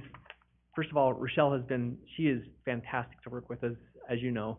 The council gave direction in the budget process last year to secure an extension to the contract with Republic Services. It's been they've been more than fair to the city, and the citizens of Caldwell have benefited from that. And so we are in the midst of that process and hope for a little bit of guidance from the council on this recycling question. So I'm going to bow right out so you can hear from much lovelier and more articulate Rochelle. Thank you, Brent, and thank you, Mayor and Council. I'm Rochelle Klein with Republic Services, 11101 West Executive Drive in Boise. And I put together sort of a couple pager for you, and we just want to start by saying thank you for your business. We've appreciated the partnership over the years, and we have quite a few drivers who've been out here their whole career, and they consider Caldwell home and really love being out here. And up to this point in time, it's been, we've had just trash only as a requirement in the city to keep the streets clean and things like that. And then subscription recycling has been an option for people who've chosen to add that. And that's currently $6.10 a household, which sounds like kind of a lot, but it has to cover the cost of the truck and then the driver and just the operating cost to run that. And then recycling, unlike, there's historical, actually, recycling today is worth less than it was in the seventies, which is kind of an interesting thought. So that it also covers the cost of processing or separating out those materials and getting them to markets. And so what we have before you tonight is just an update. And so on the second page, we brought, when working with Brent, and we brought forward some ideas, and those are on the second page. And what these are our reimbursement rates, and I was asked to bring forward. So on the top line, you'll see a 95-gallon trash only rate is $10.80. That's what we get reimbursed per month to pick up the trash weekly and pay for the disposal and operating costs and things like that. And then on top of that, the city has a franchise fee to cover billing costs and administrative costs and things like that. And then there's a 6% sales tax on just the cart rental.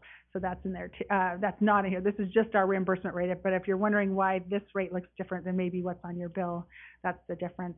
So the way we've set this up is if you have the largest cart, which is what everybody has today, that's a 95-gallon cart, and that's equivalent to 3 trash cans. That's $10.80. And if you add recycling, that brings the bill up to $16.90. If everybody in town were to recycle, it would drop that $6.10 down to $3.98 per household per month. And that's, you'll see on the bottom, that's $14.78. I can tell you in communities that have recycling everywhere, people use it, and it makes a huge difference in what we send to the landfill, which I know Pickles Butte right now is going through the process of looking at expanding. They have between 30 and 50 years left, and I can't remember, but that's directly impacted by growth. So the more people that move in, the shorter that lifespan is of that landfill. And what that means to, it may not mean anything to us in our lifetime, but if you think a few generations out, it is really meaningful, because if we have kids or grandkids or future generations, it is nice to take care of your waste in the community where you live. We work in lots of places where we move waste by rail because they don't have landfill space anymore. So they filled it up, and we move waste all around the country by rail to communities, from communities that have used up their landfill space to more open places. So it adds cost. And so this is one way to contain costs, is actually, ironically, to recycle and extend the useful life of the landfill. Landfills are really expensive to permit. And so, another thing we're proposing for you guys to consider is a veteran and senior discount kind of combined. So we currently have a senior discount here, but we don't have a veteran discount. And we've been asked over the years if that's something we would consider, and we've rolled that out in other communities, and it's been really well received. That along with variable carts. So we're proposing treating trash like a utility. So if you decide to go with, like, for example, a 48-gallon cart, which is really just 1.5 trash cans per week, you could drop your bill down, and that combined with like a senior discount would be, like today, if it was trash only, it'd be $8.75 versus $10.80. That's without a senior discount or a veteran discount, but with a senior or veteran discount, it would drop to $7.87. So it's more or less just giving you the option of treating trash like a utility. Some communities prefer to have more of a level set where everybody there's this much in disposal and everybody shares that. But there's this equity piece that sometimes people like to consider, thinking, I don't throw that much away, so I'd rather pay less because I throw less in the landfill. So this brings just that to the forefront for your consideration. But recycling is unlimited. So if you fill your cart first and then, say, flatten your cardboard and put it underneath, and you really can reduce your trash cart size, you're not penalized for having the largest recycling container. And we've seen people say, well, we don't think we're going to recycle a lot. It seems confusing, or there's too much to learn. And with those folks, they just kind of dip their toe into it. Like, let's just say they do cardboard and cereal boxes or box board, and that's it. And then pretty soon they add like milk jugs or soup cans, or you see them start to add stuff in as they get more confident, and we really see waste volumes drop. So it is worth considering. We're happy to continue the way we have been going, but it's also an opportunity for you guys to look at this. And one of the things that I mentioned earlier is recycling is not as valuable today as it was. I'm not exactly sure why that is. I mean, there's a lot of global politics and things at play that have, caused pricing to shift. But, what we can commit to you is if those markets return, then we would come back and adjust that pricing. So for many years, the cost of recycling, like some of the commodities collected would cover a lot of the cost. So it was, $2 a household per month, because we would take the revenue from the, aluminum cans, the soup cans, the cardboard, anything like that, and we would apply it toward that cost of service to offset the cost of service. And so what we can commit to is if we start to see markets turn around and they are strong once again, we would come back and say we have the opportunity to adjust that rate and drop it. So with that, do you guys have any questions? Thank you so much, Rochelle, really appreciate it. And I just want to, real quick before we get to questions, Republic Services is an incredible partner with the city, and they are so involved in so many community events and things of that nature. I can't really think of any other organization we partner with that is more involved in our community. And so I just want to make sure to take that chance publicly to thank you and Republic Services for, it just seems every time there's something we need or whatnot, Republic Services is there and just so active in our community. So I want to thank you for that, for all you do for that. Thanks for that feedback. So any questions from the council? Just a comment, Mr. Mayor. Yes. Rochelle, the complaints I always get is that there's so many stipulations on what type of plastic, what type of cereal boxes, how much print is on it, and all that kind of stuff, and that's why a lot of people don't do it, so. Thank you, Councilman Static.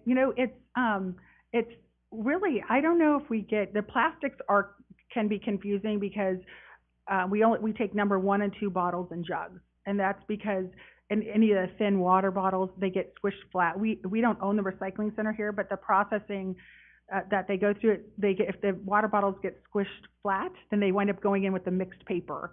So that's why only the more robust number 1 and 2 bottles and jugs are accepted. That being said, we're opening now, Republic Services in Las Vegas, a polymer center to take mixed plastics together and sort them out. And for the first time in U.S. history, there'll be a company that's going to pelletize or wash and sort and pelletize or flake these plastics mixed together and get them back to manufacturers so they can remanufacture like a water bottle into a water bottle or a detergent jug into a detergent jug. And right now, a lot of those are being downcycled. So I think we'll start into like polar fleece or parking bumpers or screen doors or things like that. So I think we're going to see that loosen up with the plastics. As far as mixed paper and cardboard and things like that, those should be pretty straightforward. We just ask that you take the liner out, the plastic liner, before it goes in, but it's usually pretty simple. We want to keep, and if it gets confusing, we always just say, back up and just do the simple stuff and add in as you feel like you might want to add in. Okay, but thank you. Thank you. Mayor? Yes, Councilor. I just have a Register. question. I just want to make sure, like, I'm not a big fan of forcing people to do something like with recycling or whatever. So if it's integrated, there's no penalty if they don't do it. Is that No, correct? Like, no. I don't want there to be somebody sifting through the trash and saying, oh, they didn't put this in here, and now they're going to be charged something. That's not the thing, right? No, thank you, Councilman Register. And there are different ways to structure it. So, we do have a big city, east of here that it's more expensive if you don't recycle. And that's the social engineering piece of that is to get people to, throw less away. But most communities, I would say that's one community in our area that does that. And even then, we don't penalize people for, putting the wrong thing in there or putting recyclables in their trash or anything like that. For the most part, it's integrated, and if people want to use it, they can. I can tell you it has like a 95 to 96% stick rate if the carts are out there. When you say it's integrated, you're talking about the cart, right? Like, that meaning that they just automatically get their trash cart and their recycling cart, and then the fee goes up $3.88? Mm-hmm. Okay. And then if they say, there's not, in that case, there's not a savings if they say, take the cart away, I want to save the $3.98. That's more of the subscription. Right. But we do always have a cart in inventory for them. So if they say, we don't want to recycle yet, a lot of times people will call and say, okay, I'll take it. I don't know if I'll use it. And then pretty soon they start using it for. I just don't want the message to be put out that they have to do it. Nope. Yeah, definitely or not. that they're going to be penalized for not doing it. No. Yeah, thank you. That's a good question. Good. Thank you. Councilor Williams. Mr. Mayor, thank you. A question and then a follow-up statement. Would you be able to estimate what percentage of our garbage is recycle and what percentage is pure waste? Boy, thank you. That's a good question. And I can actually get that data for you because we did a waste characterization study just a year ago, and I have that data. I want to say a lot of it's organic, like 40% of it is yard waste, as produce scrap, stuff coming out of your kitchen. And then out of that, do you happen to know, Bob? What is your, this is Bob Bennett, our general manager, and he might remember the statistics better than I do, but I know the majority, a lot of it's organic stuff. Yep, so Bob Bennett, 11101 West Executive Drive, Boise. So when you look, we actually measure that by pounds, not volume, because recycling is a lot lighter. So what we see on average is about 25 pounds per yard, which is about the size of a cart for recycling, and about 75 pounds for the trash. So give or take, it's about 25% of the stream. The opportunity that Rochelle's bringing up is a lot of that trash is that organic waste. And I see it here. I live in Canyon County. You know, here in Nampa, I see a lot of yard scraps and things like that in the waste stream, that those are a lot heavier. And so that's going into that 75 pounds in the trash can. So give or take about 25%. But the volume is a full yard of recycling and a full yard of trash, if that makes sense. It does and it doesn't. I'm trying to figure out what the give and take would be, because if I currently have a 95-gallon tote, but now I'm recycling, I won't need the 95-gallon tote in theory anymore. So I can go down to a 65 or maybe even a 48-gallon tote. And so the increase to me is only going to be $2. Yeah, $2. I'd have to look at, yeah. But the question I had then in follow-up is, if there were this integrated decision made, what, if any, cost would there be to the consumer if I called you up and said, I want to trade out my 95-gallon tote for a 48-gallon tote? Thank you. And there would be no cost. So when we roll out a new program to switch cart sizes, there's no fee to go, you know, down. And usually there's no fee if it's once a year. If you change carts, there's no fee. But we encourage people to, like you said, we try to do it at a season when it would be peak volume. Like, let's say it'd be summer, so you have your yard waste in your cart and you can actually see it. What we do find is, you're right, so let's say a third of your cart is recyclable material, but what we do see is a change of behavior. Oftentimes when recycling goes out, like people start you know, maybe mulching their lawn every other time they mow to reduce yard waste, or they start using reusable bags, or we start seeing, or buying recyclable packaging, like containers and recyclable you know, containers versus just like containers that would be thrown away. So we see some changes in behavior that really can drive you into the smaller cart if that's what you want to do. And we have seen that really successfully rolled out in other areas. I think that's my point. So the normal tote that we get is a 95-gallon tote. Yes, and then the 48 is exactly half of that. And then being mindful of like fall leaves, we were proposing having drop sites like around the city, you know, collaborating with Public Works to make sure people can get their leaves recycled, because there's always, you know, there are always leaves. That is what it is. In fall, we have a lot of leaves, and so we participate in Rake Up Caldwell, and we help folks, and we see how many leaves are out there. So we want to be mindful of that and make sure there's an opportunity to get rid of those. Thank you, Michelle. Thank Very good. you. Any other questions? Okay, excellent information, and thank you again for being here, for all that you do. We really do appreciate that. Again, that was kind of just for information and kind of, I guess, get it wetting in the back of your noodles for the next few months, kind of see which direction you want to go when we get to the budget a few months down the road. So thank you again for being here for that. I do not have anybody signed up for audience participation for this evening, so that would move us to our consent calendar. Now, this would be the consent.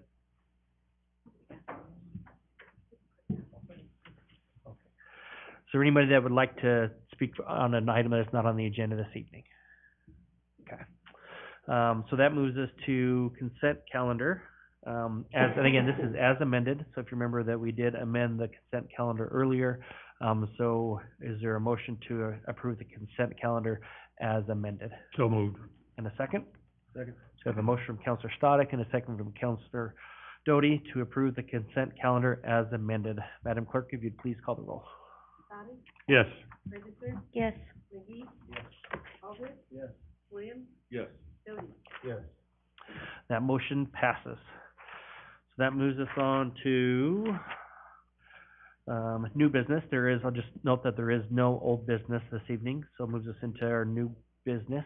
So our first item under new business is action item number 1.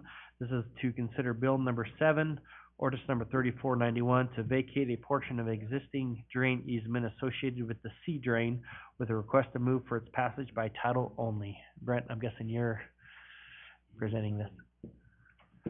Thank you, Mr. Mayor, members of council.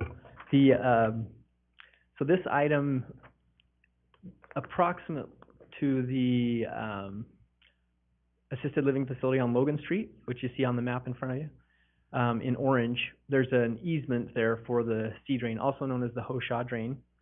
And Pioneer Irrigation District transferred these facilities to the city of Caldwell as part of the agreement that we made with each other at the end of the 2008 to 2015 litigation.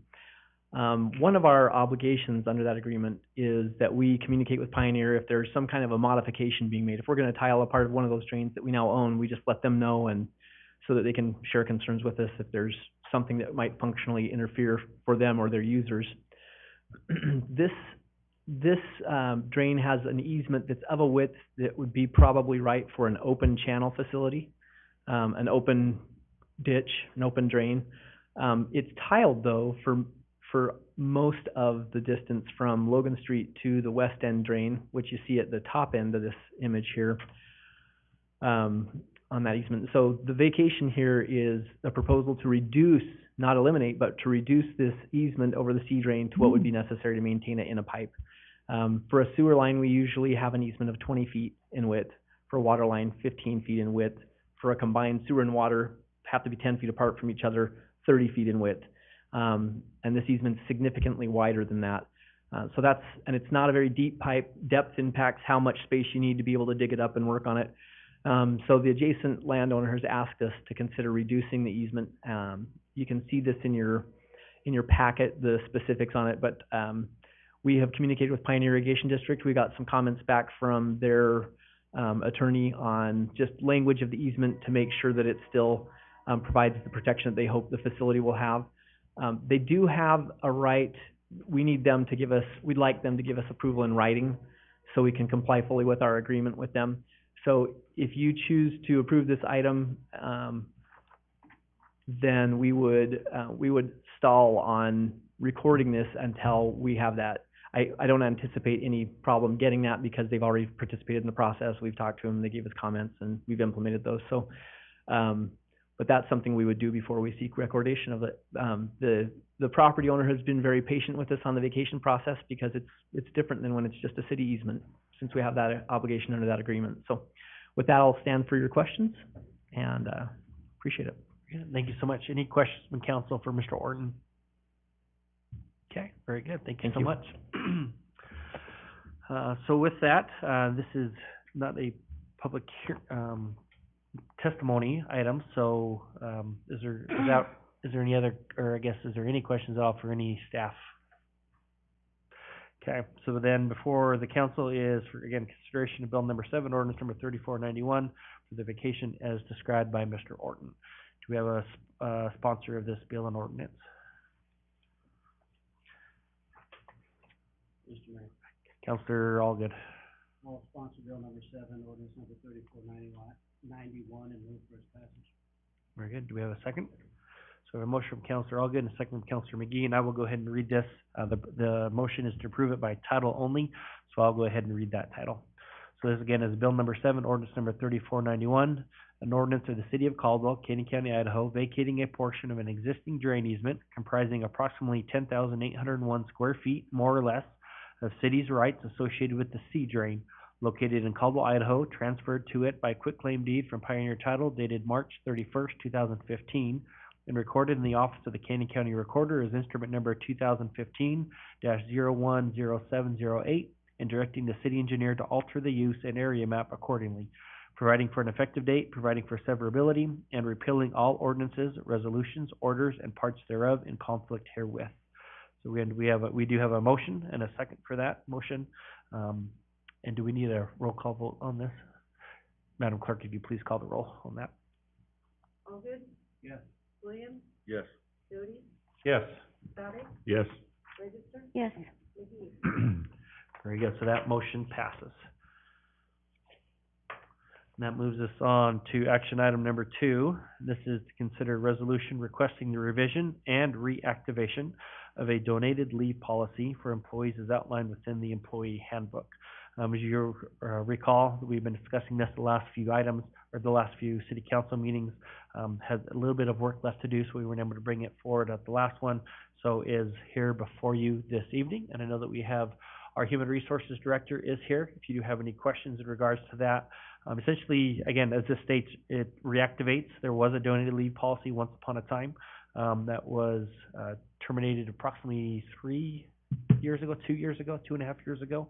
And this item came up. We appreciate Council Register for bringing this forward regarding a current employee of the city that this could affect. And so we looked into, the pros and cons. Why was it, removed initially when it was, and felt that it was appropriate to bring it back. So essentially, with parameters, this allows city employees to provide donated leave to employees that may be in, medical emergencies, or if they're new employees and don't have any time really accrued. That was one change that did. Before, the policy required you to be here 12 months before you could utilize this.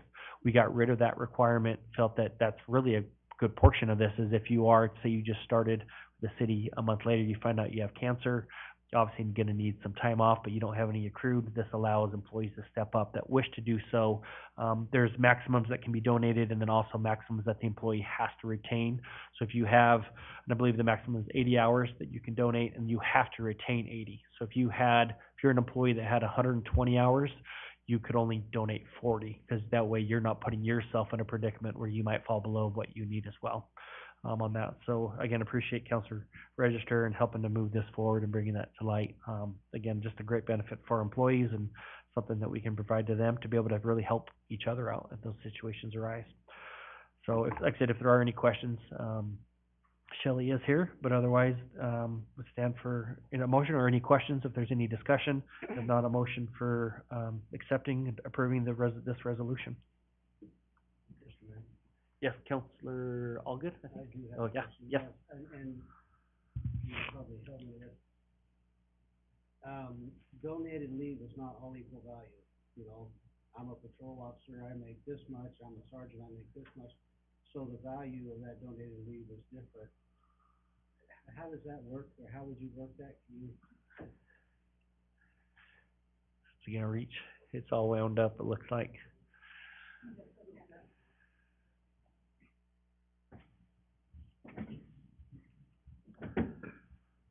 Raylan, North Finance Director. So the way the policy is going to do is an hour for an hour in the accounting department, finance department. At the end of the year is actually going to put a valuation on it. That's how we have to do it for the liability. But if a police officer donates 1 hour, then it is going to be an hour for another employee. So it's an hour to an hour. And at the end of the year, what will you say? So if one person who makes $25 an hour donates to another person who makes $10 an hour, it is only going to be an hour. But in the back end, we will do a calculation and book that in our finance system and as a liability. So it'll be booked on the back end. So the opposite would be also, I'm sorry. Oh, no, go right ahead. the opposite would also be true, yes. So if the $10 employee is donating an hour to the $25 employee, the $25 employee is doing really well. Yes, so no wages will be in that calculation in the beginning. It'll be whatever hours in that like hour for hour is what they will lose. But on the back end, when we do closing entries for the year, when we do our financial statements, you'll see an adjustment. So. Excellent, that answer. Very good. I hadn't thought of that. That's a great question. Any other questions? Okay, with that, is there any motions for consideration of this resolution? Mr. Mayor? Councilor Register, I thought it might be you. Yeah, I would move that we accept the revision and reactivation of the donated leave policy for employees outlined within the employee handbook. Very good. Do we have a second? Second. So we have a motion from Councilor Register and a second from Councilor Jody for approval of the resolution. Again, the reactivation revisions of the donated leave policy for employees is outlined within the employee handbook. Madam Clerk, if you please call the roll. Register, Yes. McGee, Yes. Allgood, Yes. Williams, Yes. Doty, Yes. Stoddard. Yes. Very good. Thank you so much. That motion passes unanimously. That moves us on to action item number 3. And so this is for consider bill, and there is a typo, so I will just highlight that. Consider bill number 8, ordinance number 3492. So in a motion, if you'll just note that. So, doesn't affect anything in regards to what's being proposed. It's just a minor, typo is noticed as bill number, I believe, 9, ordinance number 3792, so it's just correcting that. And this is to amend chapter 2 of the Caldwell City Code pertaining to the creation, membership, and terms of office for advisory boards, commissions, and committees appointed by city council, with a request to move for its passage by title only and approve the summary for publication. So just real quick before we turn it over to Mr. Waterman. So as you may remember, we've discussed this. There are some commissions, committees that had it in their ordinances and some didn't. So this basically just creates its own article and covers all the commissions, committees, and boards within the city. So, Mr. Waterman. Mayor, City Council, good to see everybody. Another quick note, the codifying numbers needed to be edited. So the version in your packet has Article 7. It's going to be Article 6. Those have been provided to the clerk and are not significant to consideration tonight, but just in case you noticed it and had questions about that, that has been remedied. So the mayor is correct. There, depending on the board or commission, there are some boards and commissions that are entirely within the purview and control of the city council, and some that have threads coming in from the state code in terms of appointments and who may serve on the board and how many members of X community must you have on a board, things like impact fee advisory committees, things like that. The state code that generally permits the city council to create advisory boards and commissions is Idaho Code 50-210. And it says the mayor and council have the authority to appoint boards and commissions and committees as may be deemed necessary and expedient to assist.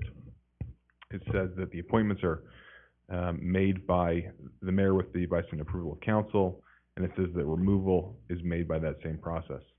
So in our city code, we have certain boards and commissions that have specific language about removal, certain boards and commissions that do not, and then some that, again, there are additional rules for. And so the goal with this is just to make the city code match the state code, to provide a general code section that provides for a general rules governing the appointment and removal of volunteer members of boards and commissions. And that is what this code does. So if there are any questions, I'm happy to answer them. But it's relatively straightforward. It doesn't modify any of the procedures that are otherwise controlled by the state code. Just provides a general piece of guidance. If somebody's going to our code and wondering, well, where's the code that talks about generally commission appointment or removal, this provides that. They'll be able to find it in our code instead of having to go to the state code to find that same authorization. Good. Thank you so much, Mr. Waterman. Any questions from council? Councilor Williams? Thank you. And it's redundant, forgive me, Counselor, but there's a lot of concern. All we're doing is matching what the state code already says. Councilor Williams, that is correct. The state code provides that the city council can provide for all these things, can provide for boards and commissions, can provide for their management, can provide for their appointment, et cetera. And arguably, my position would be that the state code authorizes the thing that the city code will authorize already. But again, for the sake of making sure that when somebody goes to the city code and they're curious about city boards and commissions, that they can find a citation that describes the procedure, the addition of this will mean that in one home in our city code, that procedure is lined out. Thank you. Okay, very good. Any other questions? Yes, Councilor McGee. Thanks, Mayor. And Mr. Waterman, I thought it was an interesting question. Most of us sit on these boards or commissions, and we sit on 2 or 3 of them. Could the city council vote to remove a city council member from one of those boards or commissions? Or is that strictly at the behest of the mayor who nominates and places those city councilmen on those boards or commissions? So, Councilor McGee, you're referring to the city council. I think generally city councils have commission liaison positions. I think that Caldwell's general practice of doing that has been sort of by mayoral appointment. I don't know of state code that sets out a specific procedure for creating liaisonships. For the most part, the boards and commissions are creatures of city code anyway, and so I think that the city code could provide for liaison or I don't think ad hoc's the right term, but a councilman, non-voting council members or something like that, so long as you don't end up with a quorum. But this is not meant to interfere with that historical practice. Thank you, Mr. Waterman. Thank you, Mayor. It was just more of a curiosity as I was reading that. I know that the mayor appoints. I think if I remember correctly, then the city council approves those appointments. Yep, correct. So any removal process would probably have to be just the reverse of that. But it's just a curious question. Thank you. Yep. And worth noting, the removal process is arguably, it requires a majority of the council and the mayor requesting the removal. So it's a relatively high standard, both for appointment and removal. They require a fairly high level of consent amongst council members to make that happen.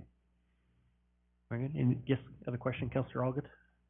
Mr. Waterman, it says these appointments are typically between 3 and 5 years. Appointments shall be made by the mayor with the consent of the council. But there's nothing in here that puts any timeline. I'm kind of thinking I would love a timeline, like 2 years, and at the end of 2 years, the mayor and council can reinstall that same person or not. But what this does without a end date is it requires action to be taken to terminate that person on the council, on the commission, for a better lack of it. Is length of service on a commission anywhere else in Caldwell Code, or is it just here? Councilman Allgood, there are specific terms by specific commission, and so when looking at this potential change to have the city code reflect a removal process, there are two options. One, you go section by section, commission by commission, and add in language, removal shall be made by the same process as appointment to each code section. That would have been one method of accomplishing the code change. Another one is to have a general section that covers all the boards and commissions that are not otherwise provided for in state law. And so this section was left intentionally general so that it could apply to the various boards and commissions. When council appoints somebody to a board and commission, it is generally for a term. And often those terms, the specific length of those terms is defined in a subsection specific to the board or commission. And depending on the board or commission, council has more or less control and can alter the length of the terms in general.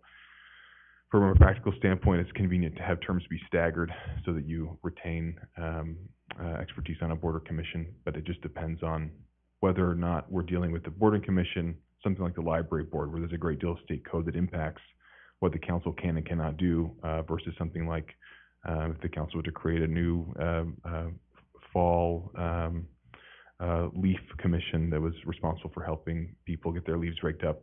Council could say, we're going to appoint people for 12 years, and it's going to be a 14-member commission, and that would be perfectly fine, and so it could just be defined in that specific section. Okay. Any other questions?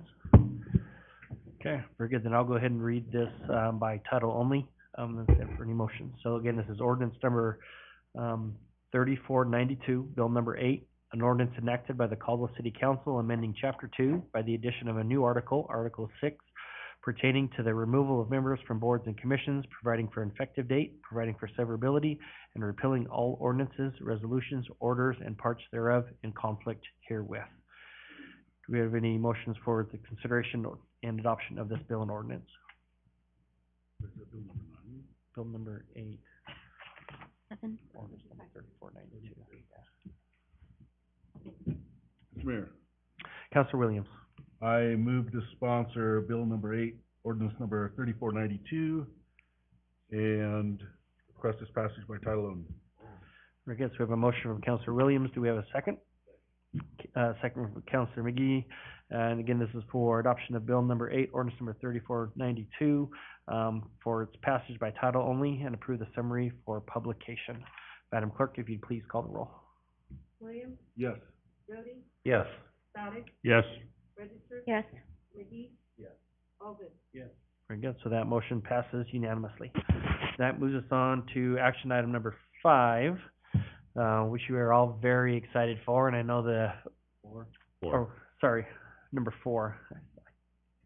Sorry, Brent, I almost jumped right over you after I've been on you to do that. So, sorry, that moves us to action item number 4.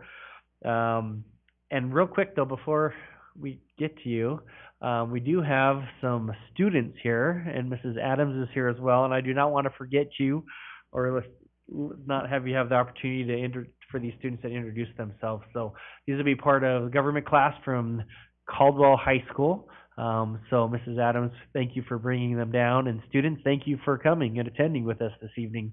So I think we'll be pretty concise tonight, so we won't put you to sleep too quick. But if you don't mind, if you'd stand up and just introduce yourself real quick and let us know what grade you're in. So just your name and your grade. You have to speak up so we can hear you all the way up here in the front. I know oftentimes it's quiet and timid, but if you could just stand up and introduce yourself and let us know what grade you're in, we would appreciate that. We'll just start, right here with the glasses. Oh, yeah, right there in front of there. Yes, you. Perfect. So what was that? So say it nice and loud.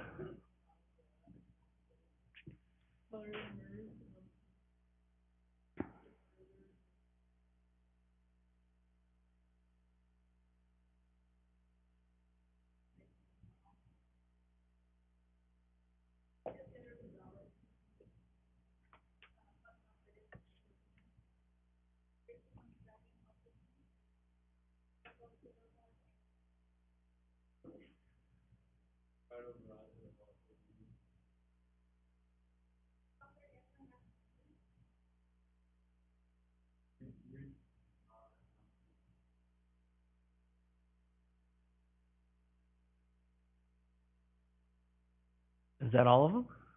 Very good. Gladys, there in the back, she's also a member of our Mayor's Youth Advisory Council. Just want to highlight her. She's on our executive committee, actually, on MIAC, so appreciate all the work she does on that. So, and thank you, Mrs. Adams, for always bringing students down. We appreciate that very much. Okay, Brent, now you get to go. So this is action item number 4, approved resolution authorizing the creation of a job description for a Deputy Public Works Director position, appropriating funding for such position through the Public Works allocation, and planning a budget amendment for the same. So I've been working with Brent on this, appreciate his willingness to look into that. As you all know, Brent covers, I don't even want to guess how many departments our Public Works Director covers, but it's numerous, by far the most of any other appointed official. And I think you all know how busy Brent is. So this is to provide some relief for him, to be able to put some of those duties on a deputy director, and to relieve him to be able to focus on the stuff that he needs to be focused on a little bit more. So appreciate all he does for the city. Talk about your bang for your buck. I don't know if you get more bang out of a buck than we do for Brent. So appreciate all that he does for that. So with that, the floor is yours, sir. Thank you, Mr. Mayor, members of council. I really appreciate your willingness to consider this item. What we're hoping for in deputy position would be somebody that we could pass a number of these departments off on for direct reports.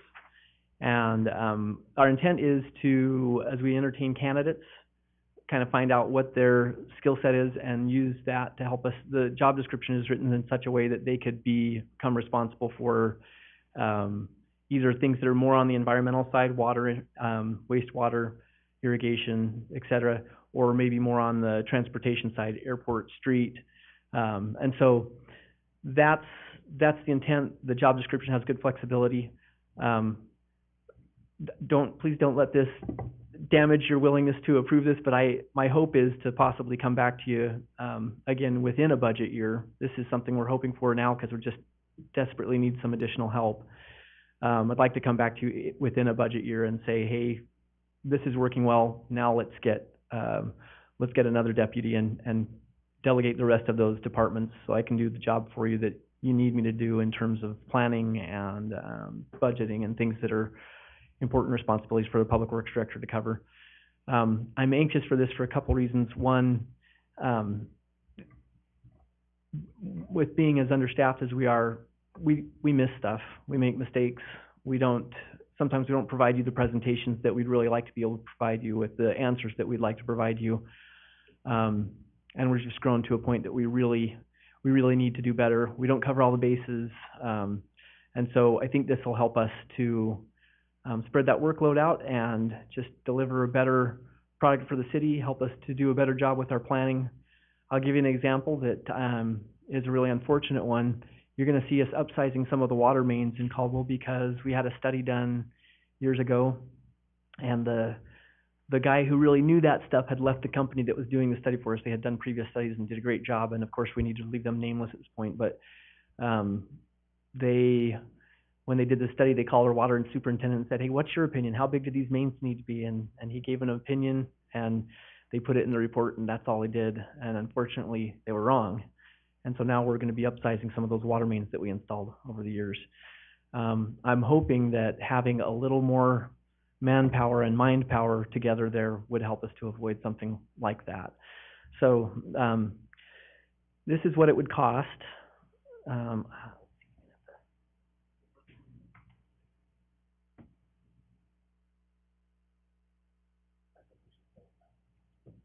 The wage is, of course, going to depend on experience, et cetera, but this is what we think our maximum exposure would be. So here you have, this is how the costs associated with the engineering department, which includes the public works director's wages, are allocated to other departments. And this allocation can be altered if we think that we're spending more time assisting one department than another. And it's not just for my wages. It's for all of engineering, all of the services that come from the engineering budget. But you can see in the first column, this is what it is now.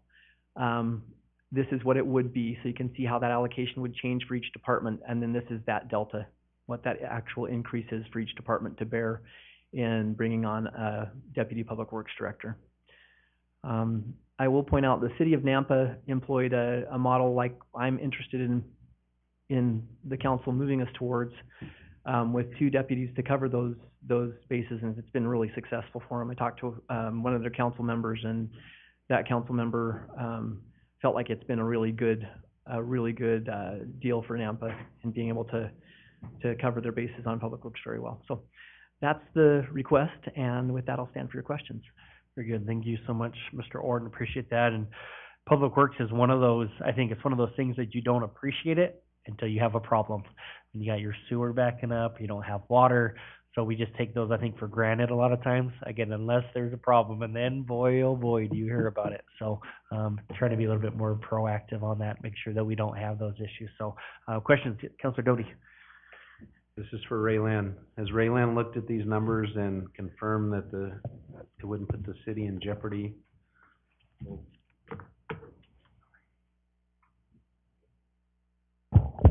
Yes, I helped Brent calculate the wage for this, and we went through the budget, and then with the admin allocation. These are all enterprise funds, I believe, as well, and they have healthy fund balance, so. Enterprise or special revenue, yeah. Thank you. Other questions? Mr. Mayor. Yes, Councilor Williams. First of all, let me not miss the opportunity again to say how greatly appreciated Mr. Orton is. I know you already said that, but we can't say it enough. And I hope he hears me saying it when I talk to him personally enough too, because I don't know how he does everything he does. Will he still have to do IT stuff if we do this? Or? He better not. Yeah, we have job openings. If anybody here is in the IT, we have job openings. So, and he was here at 3:30 today to get IT set up for here. That's part of my concern. Yep. And this has nothing to do with your comment that you may be considering a second deputy come budget time, but in general, I guess I'm a little uncomfortable. I really don't like budget amendments. I just don't like them in general. I really prefer looking at a budget in sum so we can see where everything spreads out, so we can look at the entire city at once and know where we're spreading things out. We did this last year where we did budget amendments, and it locks us in to what we can do with our budget when we come around to budgeting and actually examining and evaluating, determining where the greatest need is. And I'm not even arguing that you might not be the greatest need. I don't want my sewer backing up. You're right. At the same time, I really fundamentally am not pleased, I guess is the best word, with the number of budget amendments that we do. It almost makes budget look fluid. And while budget is that, it's just a budget. It's not rigid. It can be amended. Otherwise, there wouldn't be this process. If we amend it too much, why go through the effort of the hours and hours and hours and hours of working on a budget if all we're going to do is amend it 3 times throughout the year? So I guess just wanted to go on record stating my concern about another budget amendment. And it's nothing personal because you're appreciated. Thank you. And Mr. Mayor, I would just answer Councilman Williams, it's good to be cautious about budget amendments. That's good.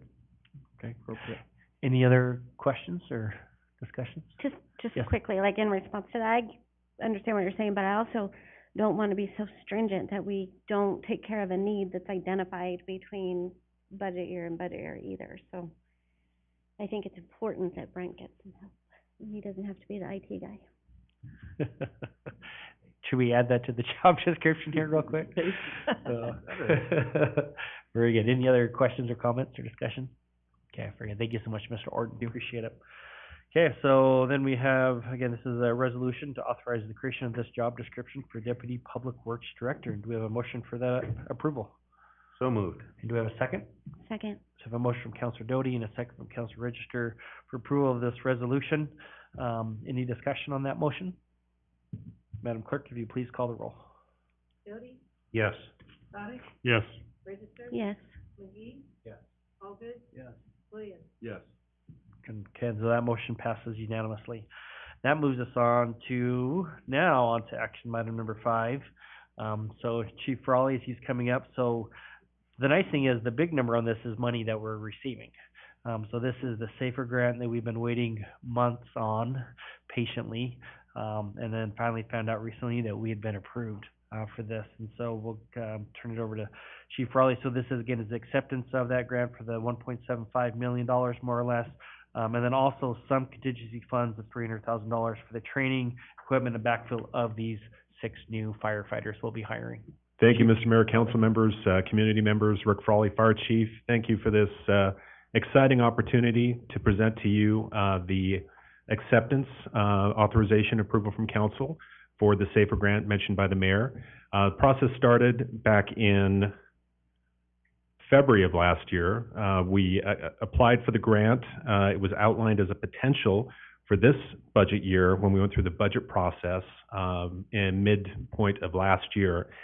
At that point, we discussed the probability and the hope that it was going to be coming back to council and that we were going to be working on a plan to deploy the grant approval. SAFER grant was written to request 6 firefighter positions. The SAFER grant, which stands for Staffing for Adequate Fire and Emergency Response, provides 100% staffing for 3 years with a commitment to keep those positions for 5 years. And that's for 6 firefighter positions. The grant funds accepted from FEMA through the SAFER grant would be $1,745,628. Once approved by council, the grant will be officially accepted tomorrow morning. 6 firefighter candidates will receive their offers of conditional employment tomorrow. The Joint Fire Academy with NAMPA would start on April 10th. Upon graduation, we'd have 6 additional personnel to staff on shift work with a projected deployment of mid-July once they complete the Fire Academy. The key point here is that this would increase staffing from 17 to 19 personnel on duty every day. As you can see in this next slide, this is a comparison that we put together showing our staffing changes at the beginning of 2022 and going over to 2023. The key piece to note here is we have 3 shifts, A shift, B shift, and C shift. And the relief personnel you see at the bottom of the spreadsheet, we're increasing those additional relief personnel. And the key takeaway piece for relief personnel is that helps with staffing in terms of reducing any staffing challenges when we have mandatory backfill. And it also gives us more flexibility to put up additional resources. This also includes the truck going in service on April 5th. And then this would also give us the opportunity to have additional resources for another response unit. So specific to deployment, the ladder truck, as I mentioned earlier, will be in service on April 5th. We're having our in-service ceremony at noon. We've completed our promotions. The truck deployment is a major enhancement in mission and tactics with increased capabilities, but also comes increased risk. Current staffing experience, we currently have 20 personnel with this grant that will be at approximately 1 year of experience. So that's a third of our department with an increasing need to train those personnel, an increasing need to get experience for those personnel so they know how to operate efficiently and safely. Depth and position training will continue as personnel are ready for the next level. This includes fire captain, engineer, and firefighter for truck operations. Ongoing in-depth training will be the norm for the next 3 years, and this is going to be a key piece of how we prepare and continue to enhance our personnel. So the budget plan, onboarding costs for additional 6 personnel. So we have equipment, which includes turnouts, which is personal protective equipment, wildland, uniforms, and academy costs at approximately $15,000 per firefighter that we onboard, for a grand total of approximately $90,000. The Joint Fire Academy, we're contracting and performing a JPA with NAMPA. We're looking at a cost that is approximately $50,000, which also supports limited additional staffing for academy training. The staffing, rotations of all personnel onto the new ladder truck to support training and competency at a cost of approximately $3,000 per firefighter, which is 6 shifts of backfill, and that equates to $180,000 of training staffing. The goal is to have all personnel qualified in the next 2 years to effectively operate the ladder truck, increase safety, reduce risk, and reduce mandatory staffing. We're requesting a transfer of funds, working with Ray Lynn and Finance, from our capital fund for equipment rebuild costs with a 10% contingency of $350,000. We're working with our partners at the Caldwell Rural Fire Protection District, and they'll be assuming the costs of equipment rebuilding. So this is a cost-neutral impact when we utilize that agreement with the rural district. In summary, in the short-term goals and benefits of SAFER, grant funds will increase response capability while supporting ladder truck operations and reducing mandatory staffing issues. In the long term, working with finance, our budget planning for fiscal year 26-27 will require funding for positions without SAFER grant funding, because after 3 years, the funding is now back on the city. My recommendation is to accept the fiscal year 21 FEMA SAFER grant for $1,745,628 and associated budget adjustments. And I stand for questions. Again, thank you very much. Chief, do we have any questions? Councilor McGee? Thank you, Mr. Mayor and Chief. I know that really what we're doing is just accepting of the grant, but I do want to just go back in time very quickly, because I want to make sure that I totally understand, because I think we've approved the truck already. But I mean, one of the reasons why we did this, and I know Councilman Doty was involved with this as well, is the Darigold fire was an example of a situation where we may need an additional type of equipment in order to properly get done what needs to get done. If a fire like that were to happen today, and then that truck is commissioned and it's ready to go, does that totally change the way that we would have attacked that fire and dealt with that fire? Is that what I'm understanding? That's correct, Councilman McGee. Having that truck in service gives us the ability to do more what are called vertical operations, going up to the point of the fire, not only having access for water streams down into the seat of the fire, but also getting personnel up to the top of the fire. One thing I'm really proud of with the men and women from the fire department is we're having a 4-person company. Having 4 people assigned to a truck company is a key part of the operations, because that gives you the staffing and the manpower necessary to really be effective. Thank you. Can I comment to that real quick? Because I remember it so well that was part of it, because during that fire, I think you had to call NAMPA or Eagle or somebody like that. So the response time on the truck was something like 20 minutes, where if we had a truck in service, it would have been 5 or whatever it is. So I think that was the part of the big importance of having the ladder truck. And I know a lot of people, when we got the ladder truck, had said, well, you'll never be able to staff it. You'll just get it and it'll just sit there, and here we are, not even a year later. So I think that's a true testament to what you guys are doing too. Thank you. Good. Any other questions or comments? Yes, Councilor Allgood. adding these 6 firefighters, once they're trained and ready to work, based on what you have there for additional staffing, or extra staffing, can we expect to see a reduction in overtime, you believe? Councilmember Allgood, our goal and direction is to reduce overtime, and that will be a process that will take time as we continue to train these personnel.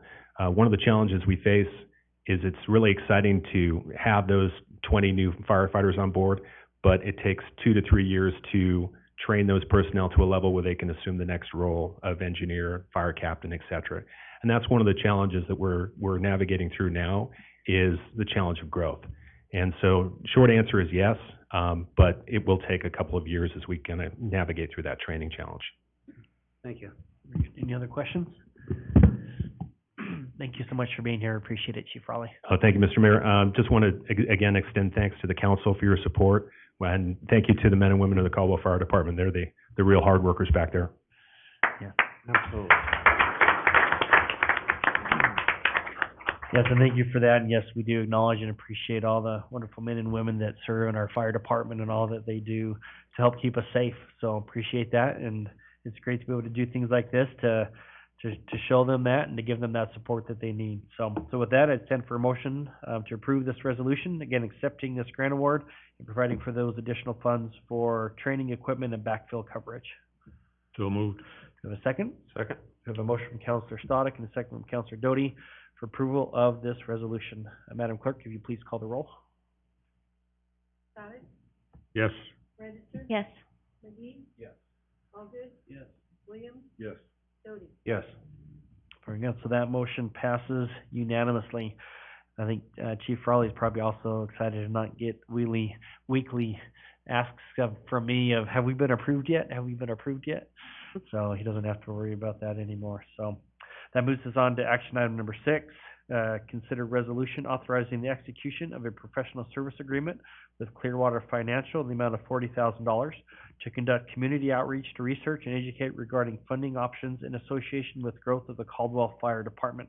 So this is one of the items that was removed from the consent calendar down for any discussion from the council.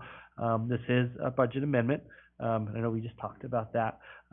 So what this does is, if you remember, we did have that workshop, I believe it was just the last city council meeting, in regards to necessities of the future for the fire department, in regards to a new station number 4, and then also a rebuild of station number 1 on that regards.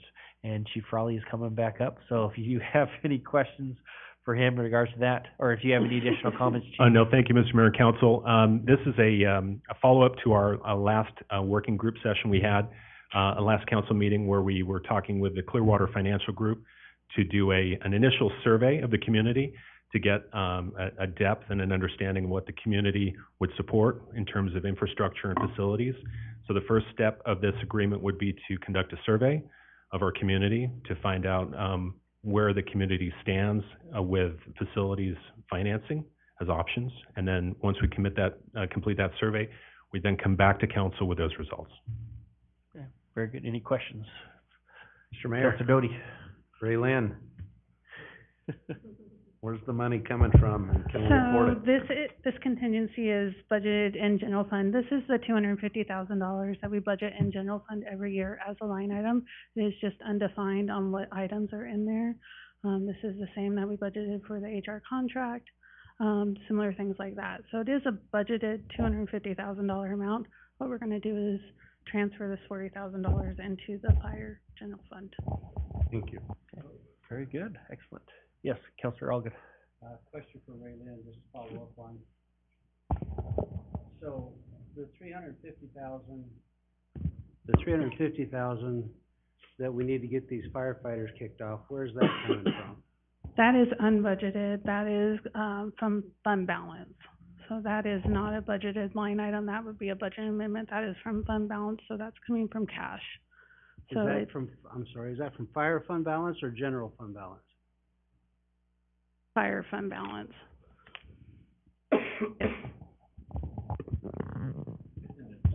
Yes, Councilor McGee. If you don't mind, Councilman, how much is remaining in that fund balance for fire department? I will have to pull that report and get it to you, but I'd be happy to send it to you. Yeah, email's fine, that's great, thank you. Perfect. Any other questions? Okay, thank you so much, Chief. Appreciate it. Okay, so if there's no further discussion, is there a motion for approval of the resolution authorizing the execution of this professional services agreement? In a second? Second. So we have a motion from Councilor McGee and a second Councilor Stoddard. For, yes, for sure. So this is for approval of the resolution, and so yes, any discussion? So Councilor McGee, or Councilor Allgood. I completely concur with Counselor Williams on, spending stuff out of the budget season. And my question is, I realize this is important, but is it a priority before we go back to budget and can budget for it? Good. So real quick, and you can help me out here, Raylan. So this, so every year in the budget, there's a certain amount that is kind of in contingency. So this isn't coming out of fund balance, but a contingency fund. And I remember that you mentioned that. I had a flashback. I think it was like $500,000 last year, and I was like, do we really need that much? We actually cut it in half to $250,000 this year, if I remember correct. So I guess, the question does come down to council. In my opinion, I think it is needed. It's in there in that fund for a reason. The fire department, we are desperately needing that Station 4. I would say it took 10 plus years to get Station 3, which was drastically too long, and Station 1, I think, is in dire need as well. So I think the sooner we can get going on it, if it does delay till, September, October, really pushes it back a year till you can really start. Even though it's maybe a 3 or 4 month here, it really, I think, delays that up to a year of really pushing on that. So Ultimately, I think our practice is, because contingency is not necessarily defined budget items, we've always come to council for their direction on how we would like to spend it, and we ask their guidance on that. That's why we do make it, even though it is budgeted. So we would like your guidance on it and approval on it. I don't know if that answers or. Yeah. Okay, very good. Any other discussion on that motion? Okay, Madam Clerk, if you please call the roll. McGee? Yes. Allgood? Yes.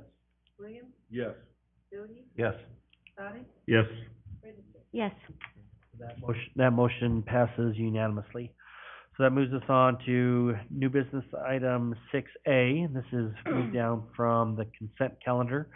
This is in regards to approve the resolution authorizing Sprintbach Aviation as the developer for the parcel located northwest of the Hubler Terminal, and direct staff to negotiate a development agreement for the subject site.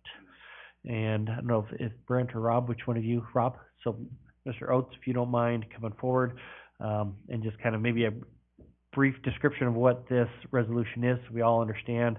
This would have been for, if I'm not mistaken, an RFP process proposal. Maybe how many proposals we did receive on that, and just a really brief summary of how that went through with the Airport Commission, and then stand for any questions. Good evening, Mr. Mayor, council members. My name is Rob Oates. I'm the airport manager. Yes, and everything you just noted was correct. We issued an RFP late last year for development of several parcels at the airport, including the parcel where the present airport cafe has been located, and 2 parcels adjacent to the Hubler Terminal, one on either side. This one is on the side nearer Linden, a triangular-shaped parcel, which we called the Northwest Triangle. We submitted all of these through the local papers, our normal outlet channel, as well as via the web, and also through the normal website that's used by Public Works for advertising nationally all of our Public Works projects. In the case of this Northwest Triangle parcel, we received only one response to our RFP, and it was provided by Sprintbach Corporation, the subject of the resolution tonight. They had submitted a proposal previous to the RFP prior to our decision to hold that first come, first served process with regard to parcels on the north side of the airport and move to an RFP process. So we advised them, this was prior to our actually accepting their proposal, So we ended up issuing that proposal, as I noted, and by the deadline, Sprintbach was the only entity to respond to it. So the review committee comprised, I should say, of myself, our airport contract engineer, our airport commission chairman, and two of our commission members reviewed the proposal, and we determined that they were responsive and provided a solid plan for developing a fixed base operator, which they intend to use to both service aircraft and visiting aircraft, as well as their plan is to expand their existing charter operation that they already operate on our airport out of existing hangars into this larger facility. So with that, we recommended approval to Mr. Orton and all of his assistant managers in the department. And he concurred with that, and that is how the resolution reached you tonight. Great. Excellent, thank you so much. So, and just to kind of make sure that I'm on the same page, so there's been, I believe, 3 RFPs this, well, within the last, say, 6 months to 12 months. One was the farmhouse, which you mentioned, that's already been approved and moving forward. Yes. Where the old cafe is at. Second one was this one here, which is that piece which Brenda's showing us, which received one response. Yes. And then there's a third one that's located south and east, right in that area, if I'm not mistaken. And yes, and we're referring to that for convenience as the northeast rectangle, because that was the shape of the parcel that was offered in the RFP.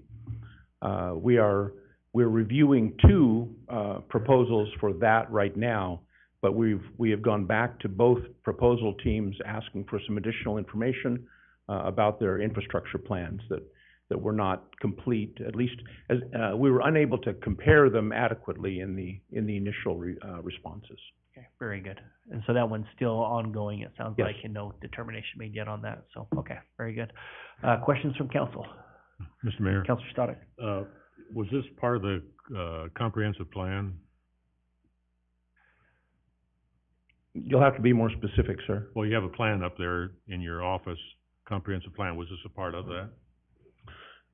The parcel that was offered as the Northwest Triangle is a part, yes, of the airport master plan for development of this portion of the airport, yes. Okay.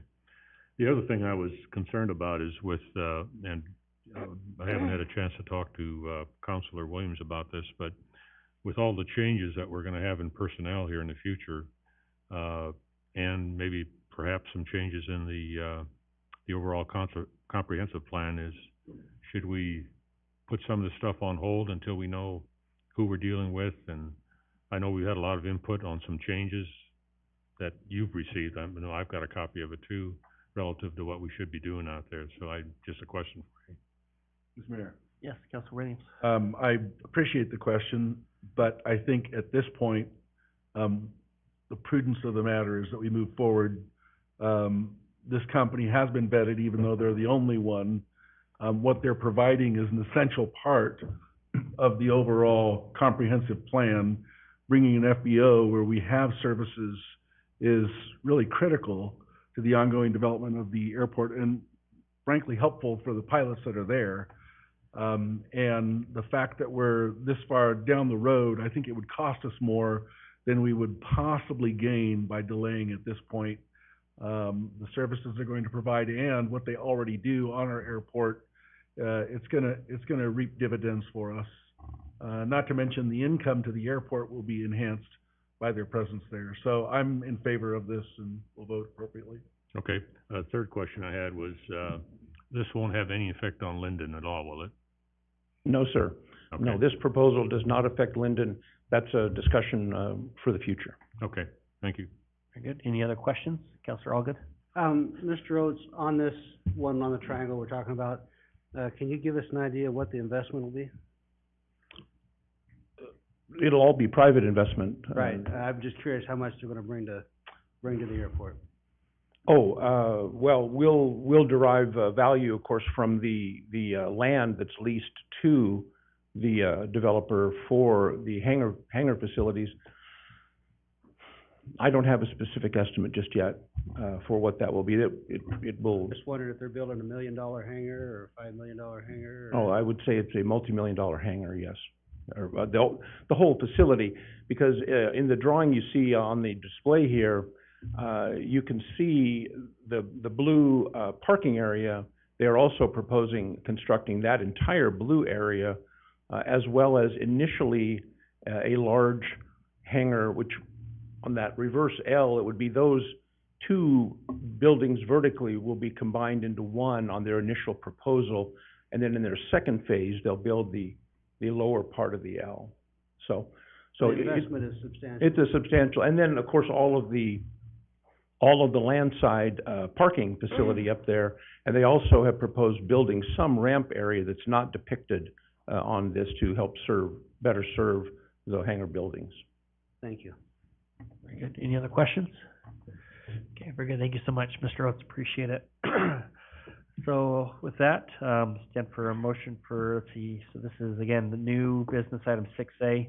So this is a resolution authorizing Sprint Rock Aviation as developer, for the parcel as noted. Do we have a motion for approval of that resolution? And a second? Second. So we have a motion from Councilor Williams and a second from Councilor McGee for approval of this resolution. Is there any discussion on that motion? Madam Clerk, if you please call the roll. Williams, Yes. Doty, Yes. Sadek, Yes. Register, Yes. McGee, Yes. Alden. Yes. Very good. So that motion passes unanimously.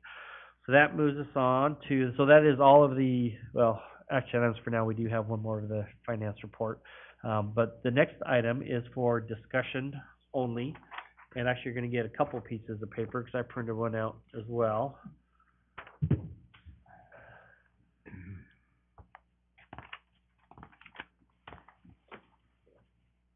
So this is for, again, this is for discussion only, so no decision will be made tonight, no action taken, just for information for discussion regarding appointed officials.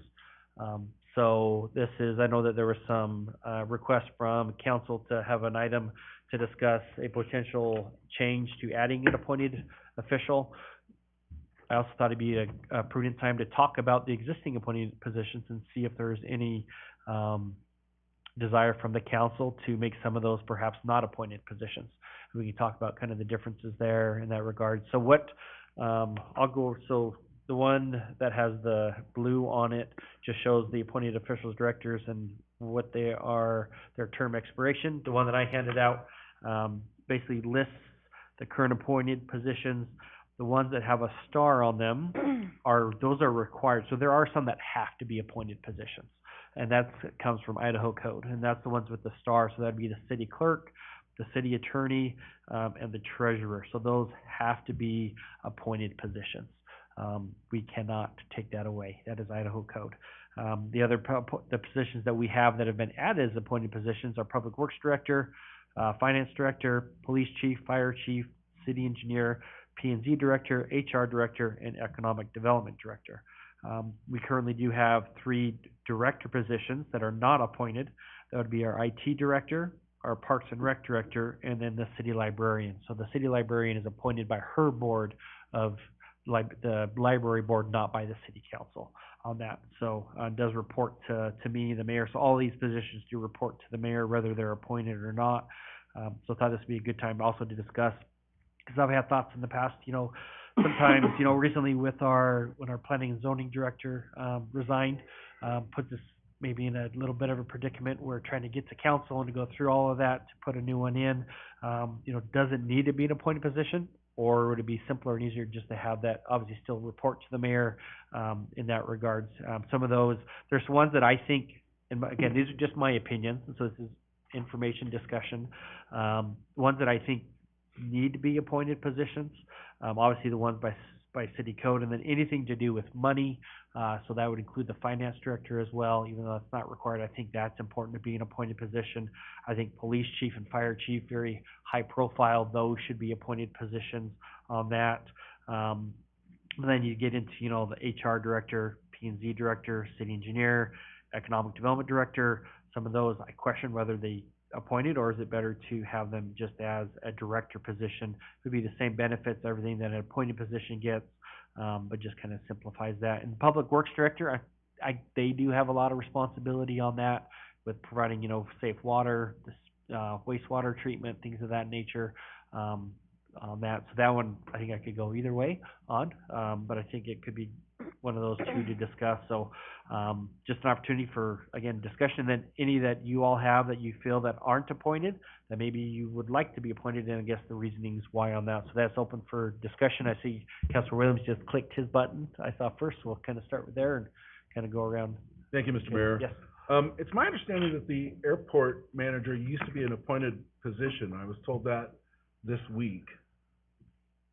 I believe that is correct. That was before my time. Brent would know, but I was told that it was prior. And actually, our current airport manager may know best on that. So Debbie would know, but she is not with us this evening for sure. So I think Brent or Rob could let us know. I believe it was, and I'm not sure when that changed. And I actually don't know the answer to that, Mayor. Mm-hmm. So maybe Mr. Oates, if you don't mind. And maybe just kind of let council know kind of when you started, and then if you know when that did change from an appointed position. Mr. Mayor, council members, yes, I began my duties, December of 2010. Mr. Councilor Williams is correct. My predecessor, began duty with the, city as a part-time airport manager. And then that position became full-time, and I believe it was then, I do not know specifically, but I believe it was when he converted to full-time that it was made a appointed position within the city structure. He served for a number of years, and for reasons that are not known to me, he was converted, I believe he was converted to a regular employee position before he left the city service. I believe so. Yeah, I do believe that's correct. By the time I started as a public works director in 2009, December of 2009, and at that time, that was Kurt Hawkins was our previous airport manager, and he was a regular employee. He was not an appointed employee at that time. So broadly, Councilor Williams is correct, yes. Right. I just don't know all the particulars of why those actions were taken. Very good. So we know at one point it was, we know in December 2009 it was not, we don't know when it changed. And then Mr. Oates, it was in December 2010. And let me just add to this something that we already know, but I think it's worth saying. The economic engine that the airport is, according to ITD, and Ray Lynn probably knows better, but it's over $56 million that it brings in as an economic engine for the city. And the state and local taxes combined that our airport brings in is $4.25 million. And I just looked those up today. Those were as of 2020. And so no doubt those numbers have gone up. And so this is a rather significant position as well that I would like to see added to an appointed position again. Okay, very good. Other discussion? Mr. Mayor? Councilor Register? I just I agree that, the airport manager should be made in the appointed position, and more simplistically, as it gets bigger and there's more duties and more money and all that kind of stuff, I think it's very important that that position is, an appointed position that reports directly to the mayor and under the umbrella of the city council. Other discussion? Councilor McGee? Thank you, Mayor. This is probably for Mr. Waterman. The mayor pointed out, if I understand correctly, the items with a blue triangle are in state code for positions that need to be appointed. So it would be actually on the one without the blue, this one here that has the stars on it, sorry. Aha. When you said stars. Right. That's how those. There is. Yeah. Thank you. So the items with the star are in Idaho code, and there's 3 of them. Mr. Waterman, and this could be a broad swath, but based on your experience, what are other communities doing in addition to those 3 for appointed officials? Is there a trend? Is there, are some of these others appointed officials in different communities? I'm asking a very broad question just to get a feel for what other communities are doing when, in regards to their appointed officials. Councilman McGee, I only have direct experience with Middleton, Nampa, and Caldwell. I'm not certain on a survey level. I think that generally what I've seen is that the city attorney and obviously the cities we represent don't have in-house counsel, otherwise we wouldn't be representing them. But those positions within the city that are of a comparable sort of job description and duties as the city clerk, city treasurer, wind up being appointed positions, not necessarily by default. At some point, somebody had to make an active decision to do that, but that generally you have an appointed position at that level. I think, I'm trying to remember now, Nampa recently, and when I say recently, I mean like in the last 4 or 5 years, I believe they may have taken the building official and maybe the planning zone director, or maybe those employees, and appointed like a development services director. And I could be wrong about that. They may all three still be appointed, and maybe the two, P&Z director was certainly appointed. I don't know if the building official was, but ultimately the only right answer is the obligation under code, and sorry, I should say the only wrong answer is a violation of the state code, and the other ways, whatever may be convenient in terms of the operation of the city, those are all right answers. Okay, that's helpful. Thank you. Councilor Allgood?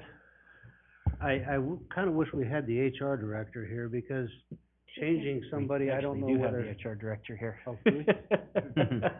Oh, okay, I didn't see her back there. Stan was covering her up, yeah. So changing, I don't know whether like Mr. Oates or any of these other people are exempt employees based on where they're at now, but changing to appointed would change their work status. I don't know whether it changes benefits or salary or anything. I'm just curious what it would do from a practical point of view to change them, what that change looks like. Yeah. So, and I don't know, Shelley, if you want to come up. So, so it would, in my opinion, if you're taking somebody to an appointed position, it should change their pay schedule, because airport manager is on a level 10 out of 12, and every appointed official is at the top end of the pay schedule. You don't have any appointed officials that are below any of the other employees. So if that were to change, then it would be a very high recommendation that you need to adjust that as well, because if you're saying that the airport manager is that important, it covers that much, of a financial fiscal responsibility, then they need to be paid appropriately, which would mean a significant increase in raise for that airport manager position, in my opinion, in that regards. As far as other changes, the appointed officials, they do accrue, PTO differently. There's no carryover maximum. They do get medical leave, so there are some of those benefits as well that add to an appointed position. But so, yes, Shelley. Mayor, Council, I'm Shelley Boggy. I'm the HR director for the city. I don't believe it would have anything to do with like their exempt status from like Fair Labor Standards Act or any of that. And I think the city could determine what benefits directors would have as well as appointed officials.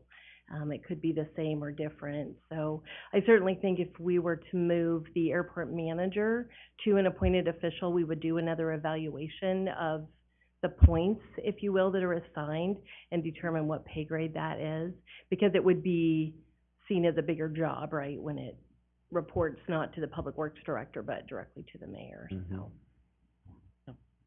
So is the airport director, our manager, an exempt position today? Exempt from Fair Labor Standards Act, I believe it would be. I think every position is correct in Idaho. Well, there's a difference between you're working on the clock hourly rate. Oh, okay. And where you just work as much, that's what I'm talking about in an exempt. Yep. Right, so typically any jobs that are upper level supervisory manager jobs are gonna be exempt from the Fair Labor Standards Act. Kind of depends, there's a compensation and a duties test, and so, the employer can always make, jobs covered, but typically jobs at that level are gonna be exempt from fair labor. So they don't get overtime, they don't get time and a half, that kind of thing. Yeah, I was thinking of at will. I was off on that. So, and. Everybody is at will, Yeah, everybody yes, is at that will. is correct, yeah. So kind of in regards to that, because I know like the ones that aren't a 40-hour a week, that don't do a timesheet specifically, I get those, and I don't get one from Rob, so I'm guessing he is a 40-hour a week employee. Oh, is he not? Okay, maybe you sign that. Yeah, then. the airport manager is an exempt employee. Okay. He's, so Salary. he's salaried, yeah. Okay, perfect. There you go. Mr. Mayor, Yes. to answer Councilman McGee's question as well. So Boise, they have an appointed airport manager or airport director. They're a Part 139, which means they're a passenger service airport. Nampa is the most comparable to us, of course, in the valley, and theirs is not an appointed position. So there's your answer on that question. Okay, very good. Councilor McGee. Mayor and Mr. Orton, want to make sure that when I'm asking this, it has nothing to do with the fact that our director is here and you are his supervisor. So let's pull that out of it. But just from a process point of view and a structure point of view, as the supervisor, as the airport manager, what is your opinion on making that position an appointed position? Again, from a structural workflow point of view. Mm-hmm. Thank you, Mr. Mayor. Councilman McGee, I don't prefer it simply because it's helpful to have these transportation elements all within Public Works. We're good at those. We do those, and as we get to having a transportation deputy, that was part of the mentality. That's how Nampa is doing their transportation deputy. Now, if there are concerns about performance there, then, I'm responsible to, if it's one of the supervisors that I am responsible to supervise, if I'm not doing a good job holding them accountable or managing that employee, then that's a performance issue on my part. And so, anyway, but separating that from it, I just think I would suggest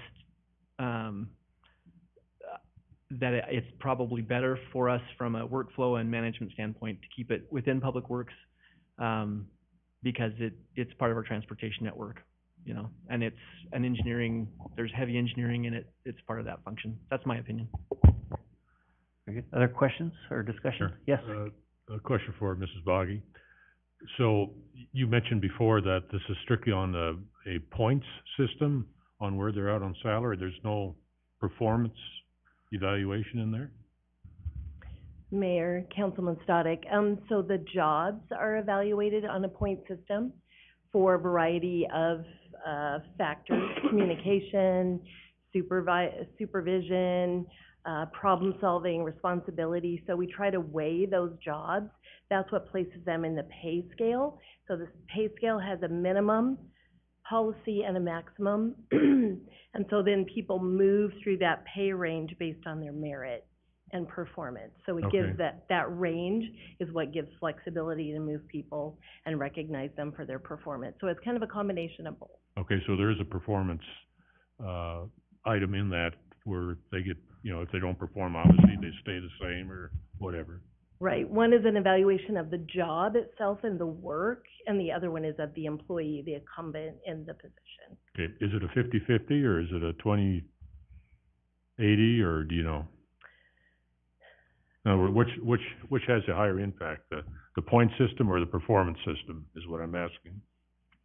I guess I would say that it's a combination of both. I don't know that I could say it's 50-50. Okay. But I think when we look at, like when we're going to do the class and comp study with Gallagher now, they'll have a system where they evaluate the job and weigh that and determine, what the value of that job is and then what the market is for that particular job. And then you look at, and that's the hard part about compensation, right? It's an art more than a science, because you are kind of separating the person from the job when you evaluate the job and the business need for having the job, and then you bring the person back into it and you evaluate how they do, what their performance is in that, and compensate them. So it is a combination. Okay, another question. If this is approved this evening, then when does it become effective? Is it at the end of the budget year or immediately, or when does it become effective? Yeah, so this is just discussion, so it's not an action item tonight, If so. if it was something we were talking about, how quickly would it be put on an agenda, and then at that point, how quickly would it be approved? So, I mean, if the council, again, no final decisions made tonight, that's why it's a discussion to kind of see if there's flavor one way or the other. If there seems to be favor from the council to move in that direction, this could be placed on the next city council item for an action item for discussion. And then a vote taken, by the council whether to approve or to deny that. And correct me if I'm going in any wrong direction here, Mr. Waterman.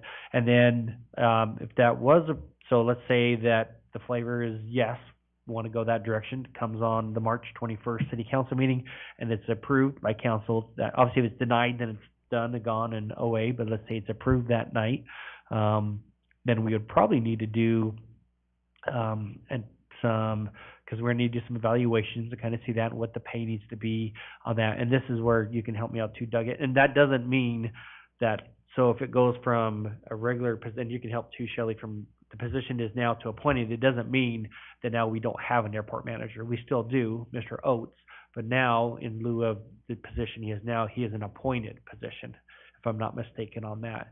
And that would just roll into, I'm guessing, the next into January of the next, when appointments are due up again for those things of that nature, if I'm not mistaken, if that was approved. Is that kind of going in the right direction?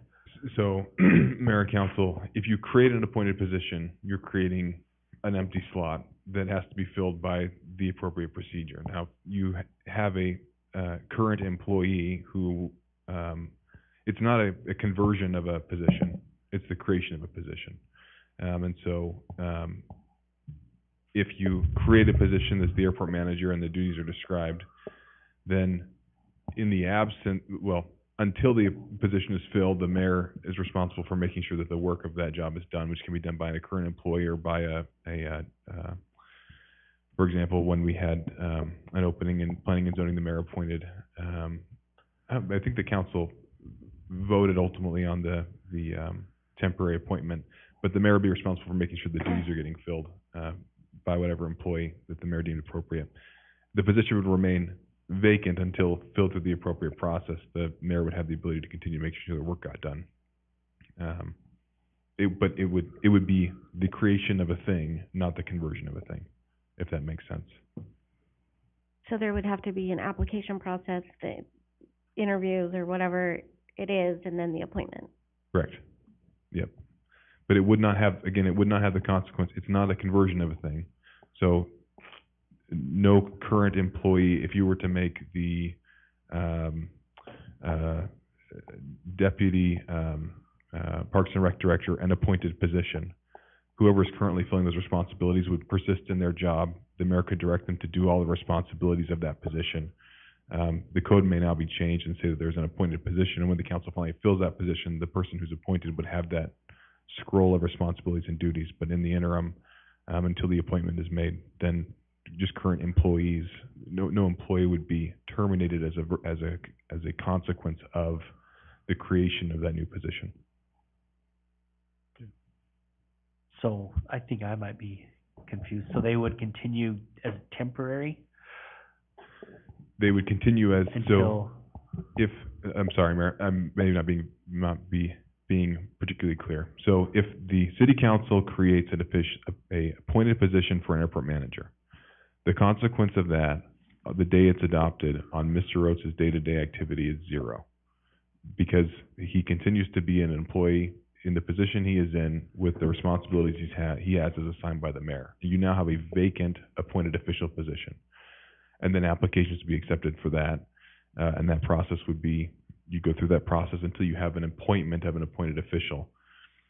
And then at that point, whoever is appointed, they will have enumerated duties in the city code that will be their responsibility. And there's this sort of strange blend of where council is by ordinance making decisions that do have a day-to-day impact on administration by setting out the duties of an appointed official. But the consequence of creating the appointed official position on Mr. Oates' day-to-day would be, again, zero until an appointment was made, at which point if it were he, then he would persist again in all the exact same duties. If it's somebody else, then those duties are being now filled by somebody else. The mayor can make whatever determination he would like to as the mayor about reassignment or support or whatever he wishes to do. At that point, again, nothing in creation of appointed official position does not affect Mr. Oates' employment at all. It may affect the duties based on the ordinance, but not employment.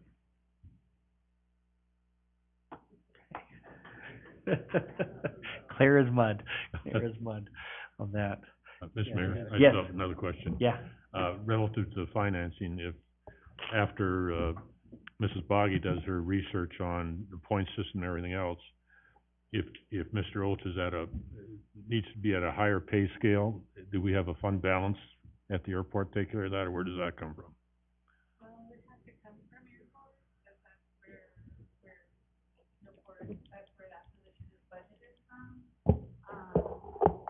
I'd have to do some research to see if I believe airport is in a positive fund balance. Okay. But I don't know the exact amount of airport fund balance, but I'd be happy to get that for you too. Okay, thank you. Any other questions or any other discussion? Oh. Were there any positions that anybody thought should not be appointed? Yeah, is there any thoughts on that part of it? Well, real quick, maybe, are we done with the airport? Well, we switch gears? I don't know how to move forward with it. I would Yeah. like to see on, at the next meeting, a discussion and vote on the airport manager becoming an appointed position. Okay, and does that kind of, seems like there's some head nods, obviously nothing to prove tonight, but on that, and then with that, we would have most likely a date for that to maybe take effect, because there's gonna need to be some work done, as was stated, in regards to updating the job description, looking at that. I don't think any of the appointed officials fall within a level like the 1 through 12. So we need to do some research to see, what, as, with an appointed position with those responsibilities, what that fee amount would be. So I imagine we would have it, so I don't think it'd become effective that very day, because we need to do some homework if it does get to that point. And we'd have to have some code amendments, because they'd have to go into code section and things like that. So, most likely would be with an effective date of whatever, to give time for legal and for HR to put those things together. Does that sound probably appropriate? You have the mic, Brent, so you Mr. Mayor, just to answer one of the questions, to add a little bit to what Shelley was mentioning. So what you would do with the position is you would say Shelley was pointing out that you'd put the position on the pay scale based on the position, the duties of the position, blind to whoever fills that position. And then the performance side of it is we do performance evaluations, and they would be rewarded. They come in at whatever wage felt appropriate to their experience, et cetera. And then their growth in that position or lack of growth in that position would be based on their performance.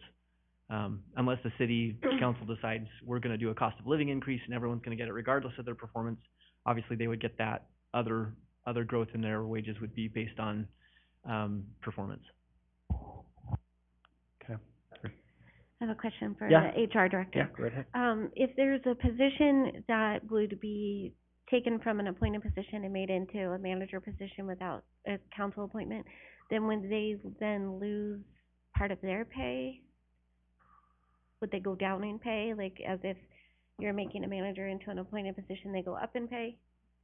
Or would they be able to keep their pay? That's what I'm getting at. So that's great. So maybe I'll jump in, and then Shelley, you can. Right, clean because up. I'm fairly new, and so I'm gonna defer to the mayor because I truly don't know Okay. the process. And I might have muddied the water a little bit in that the evaluation does place people on the pay scale. But if you take a job that's already in a pay grade, like the airport manager say, and you make him an appointed, or that position an appointed official, that appointed officials aren't in a pay grade per se, and so that pay would be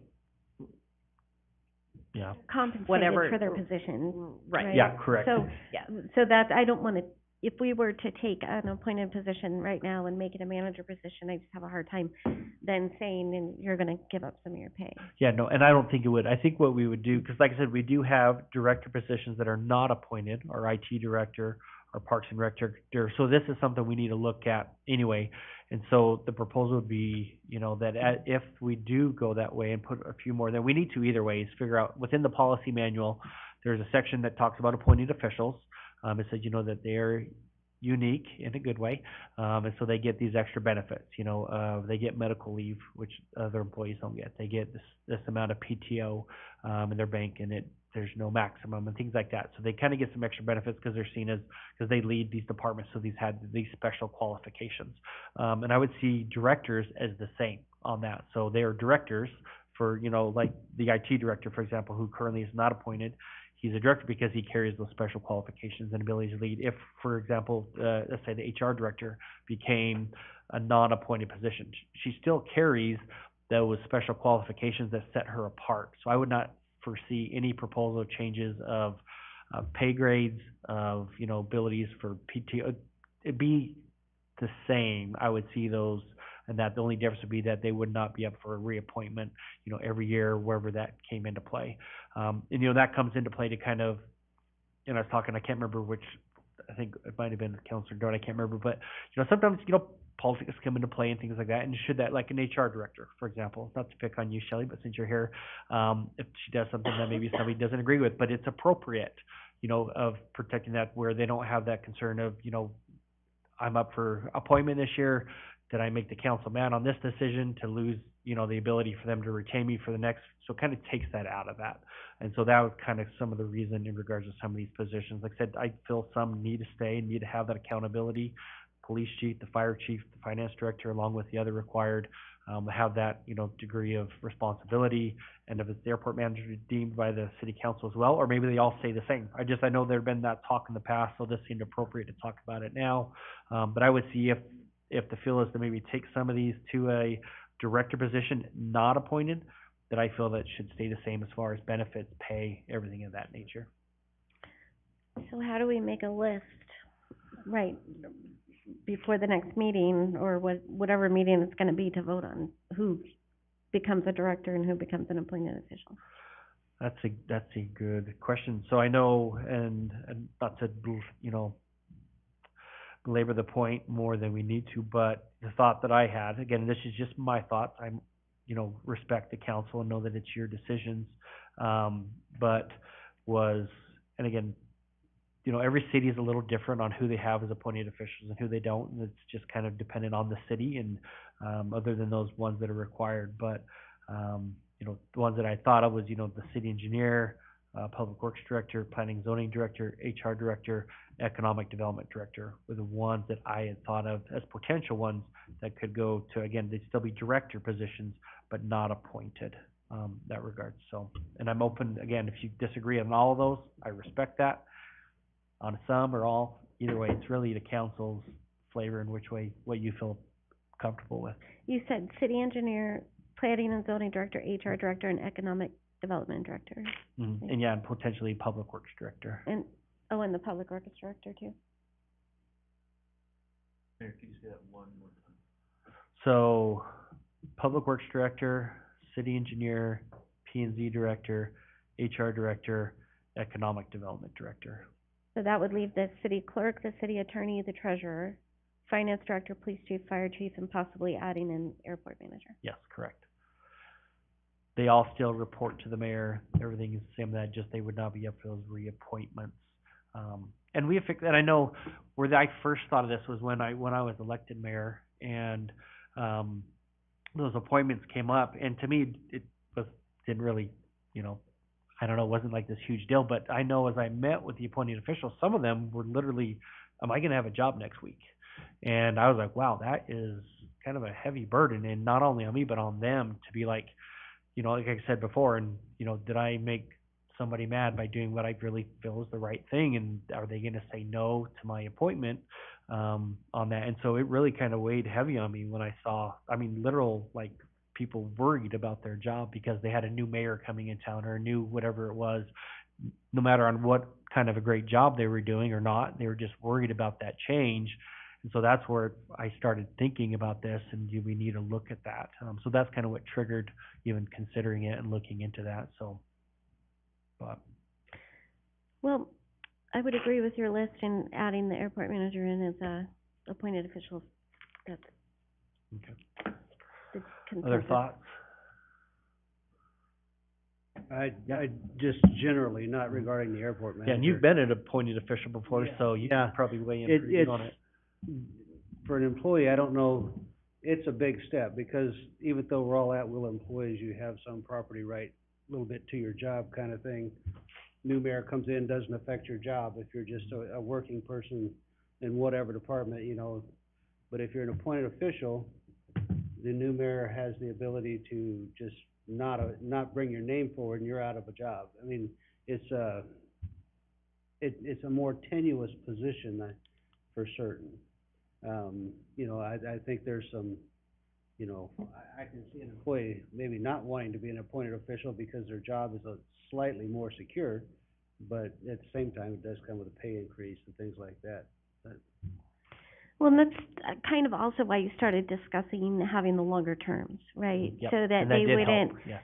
feel like it was an every year thing, because I think when you were the chief, that it was like every year, right? Yeah. And then when we hired this new chief, we gave him a little bit more time so Mhm. that he could get comfortable in it, do his job, you know, whatever he had to do. And I think probably with the fire chief as well. So if we're going this route and moving some people into a director position and some people into an appointed position, that maybe that's a good time to discuss the length of the appointments as well, to make them feel comfortable in what it is that they're doing, I would guess. Yeah. Mr. Mayor, Yes, Counselor Doty? I'm having trouble with why we would make an airport an appointed official, but then take away all these other ones that seem to be equally as important, which is why we're saying that we need an airport appointed official. I mean, that's just of the airport. The Public Works Director is responsible for lots of things, including IT sometimes. And All the time. all these other positions. So the only one I'd feel comfortable with taking away now without at least some sort of discussion or let me research some things is HR. And it was me that we had talked about that. And the only reason I think that HR shouldn't be an appointed position is just because of that. They represent the employee, not necessarily us. So I guess you could argue that we're employees in a way, but we're elected officials. And the HR director should be free to give their honest opinion without fear of recourse. Not that any of us would make them feel that way, but just like you said yourself, even though you didn't think about it, maybe they were thinking about it. So the only one, if you just want my off-the-cuff answer, would be the HR director, so that they can feel comfortable giving an answer that's appropriate and not fear of their job being taken away. So I was kind of curious on the list that you came up with, if any of those people expressed wanting to become a director and not an appointed position, and that's how you came up with the list. Yeah. So I sent an email out to all the existing appointed officials and told them that this is gonna be getting discussed tonight. And I said, I told them, don't worry, this isn't somebody trying to take your job away. But I wanted to make sure they were aware of it. And I mentioned those ones to you tonight that I said that, you know, these are ones that I could see potentially maybe not being. If you have an issue or concern, come and talk to me. I did talk to one. I was actually meeting with Rob McDonald today, city engineer, on a totally separate item, and just brought it up to him and asked him if he had any issues with that. And he indicated that he would not mind not being an appointed position, or an appointed official. And so he was the only one I talked to directly. I did email everybody and kind of said, you know, if you have concerns, let me know. I didn't hear from him, but again, doesn't mean they don't. So I wonder He if was the only that's, one I talked to specifically. if that's a good way to firm up the list. Mr. Mayor. I mean, depending Yeah, on how Councilor they Williams. feel about it. First of all, I think it would be a mistake to make a slate motion to do these. If there were any consideration of removing any of these from an appointed position, I think they should be considered individually. I don't believe either the Public Works Director or the engineer should be directors. I think both of those definitely need to be appointed officials because of the level of responsibility, and I want to be able to vote yes for Brent.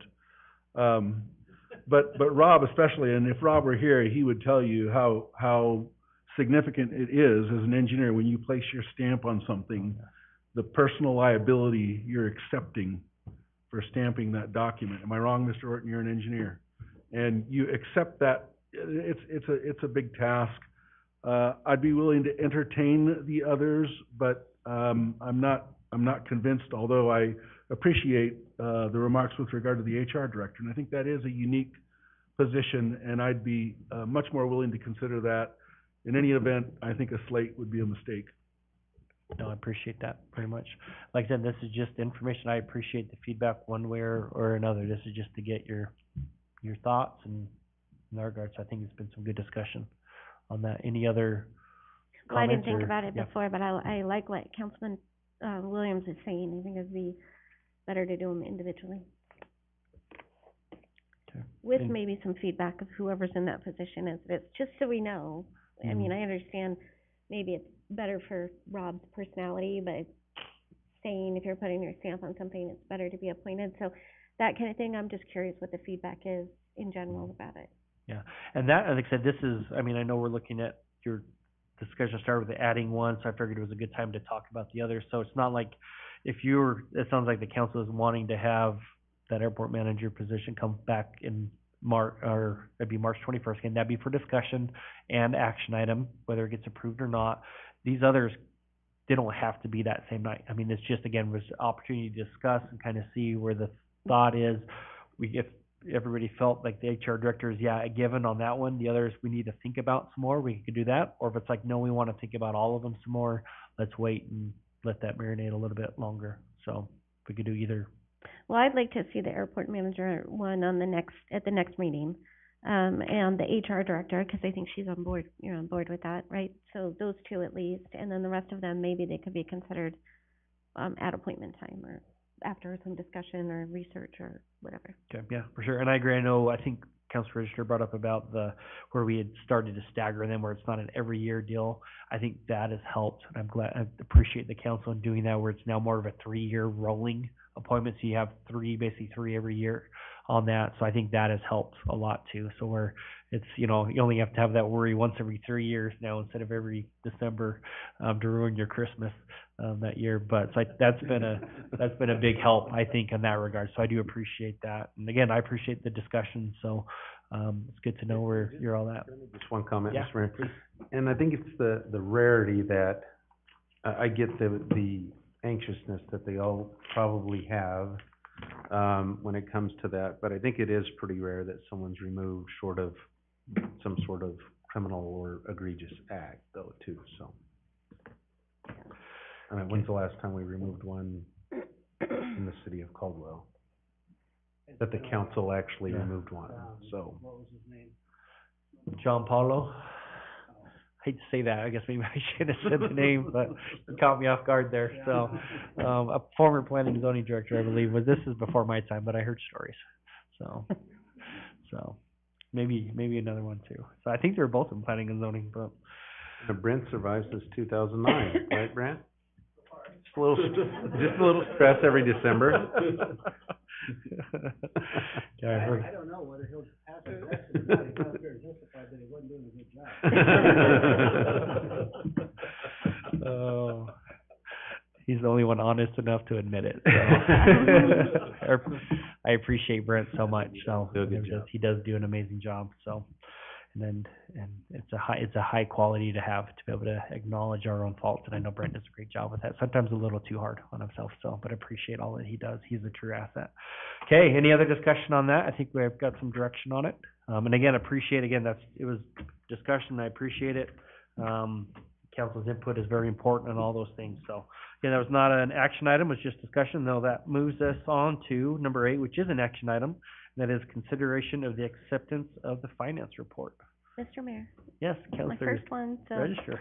I move that accounts payable in the amount of $3,477,529.62, represented by check numbers 168001 through 168325, and payroll for the amount of $565,620.68, represented by check numbers 38372 through 38390, and direct deposits be accepted, payments approved, and vouchers filed in the office of the city clerk. Thank you. Do we have a second? Second. So I have a motion from Councilor Register and a second from Councilor Williams. Excellent job, by the way, Councilor Register. For approval of the acceptance of the finance report, all those in favor say aye. Aye. Any opposed? Motion passes. council reports. Council Register. I actually don't have very much. So because of a family emergency, I wasn't able to go to the meeting for the youth master plan. But I just wanted to remind everybody again that it's out there and coming, and keeping an eye on those youth events that support our community, and that, Joanna is it Bartrup or Bartrup? Bartrup. Is kind of heading that up, so questions can always go to her. And so hopefully I'll be able to make it to the next meeting and come back with some kind of report. But I do think that it's, her and Debbie Guy are working together to really bring this back into the community and do a lot of things with the youth that maybe haven't been done in the last few years or whatever it's been. So that's pretty exciting. So just to kind of keep an eye on that, and they need support and financial support as well to get all of that done. Good, excellent, thank you so much. Councilor Stoddard. Yes, we had our fundraiser at the Veterans Hall, the breakfast from 8 to 12. I didn't see any of you folks there, though. I didn't even know. Were you? Did you? You didn't go till 11. No, I went at 8:30. Oh, I thought you sent me a message that said 11. Anyway. Can't all be there. Anyway, while I was there, and some of you weren't, there were a lot of people there. So hopefully, I haven't seen the numbers yet, but hopefully it'll be success like the other ones are, and we'll be having some more coming up too. Next one, I think the next big one will probably be the Memorial Day, 4th of July one, so be prepared for that one, so. That's all I have. Excellent, thank you so much, Councilor Doty. I think I'm gonna pass tonight. I think people wanna get to the ball game. Very good, Councilor Williams. I'll make it brief. First time, father, new father in the room, Dave Larson, back at our council meeting. Just wanna recognize Dave back there. And one of our P and Z commission members. So, okay. Just something interesting from the crazy house. Blows my mind, but, they passed a bill Friday that restricts HOAs and cities from restricting how many houses can be built on any lot. They call it, the bill is to prevent cities from, stopping any ADUs, as they call it, additional dwelling units. So if this bill goes through the Senate, it means you can put a store-more shed on the back of your property, you can use your garage and turn that into a house, and we can't stop any of that, so you could have 2 extra families living on the same 6,000 square foot city lot. Wow. I was blown away that they could get that passed, but it did. But you could, in essence, double the size of the neighborhood, without the ability for us to have any control over that. That is kinda crazy. The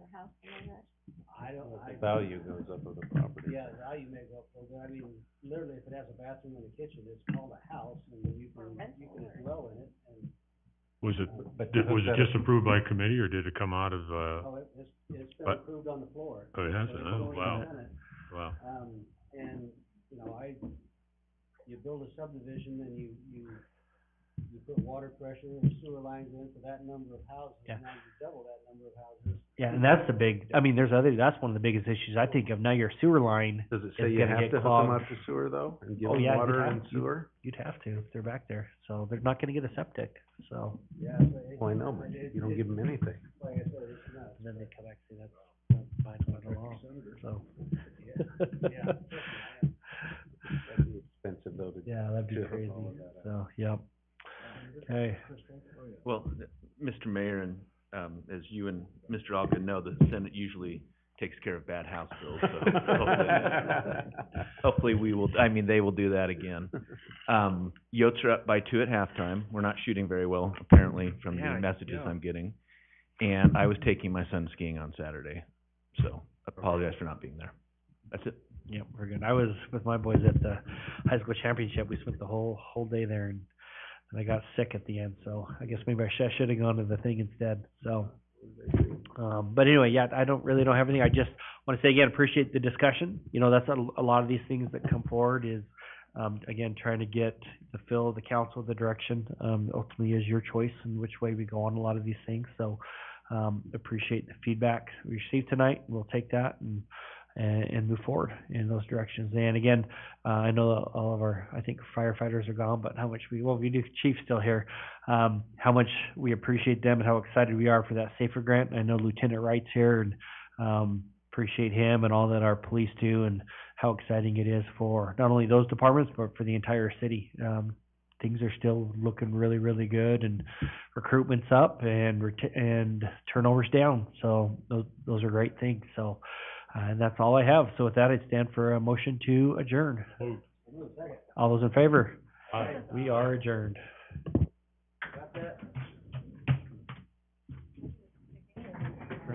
Every time, anytime.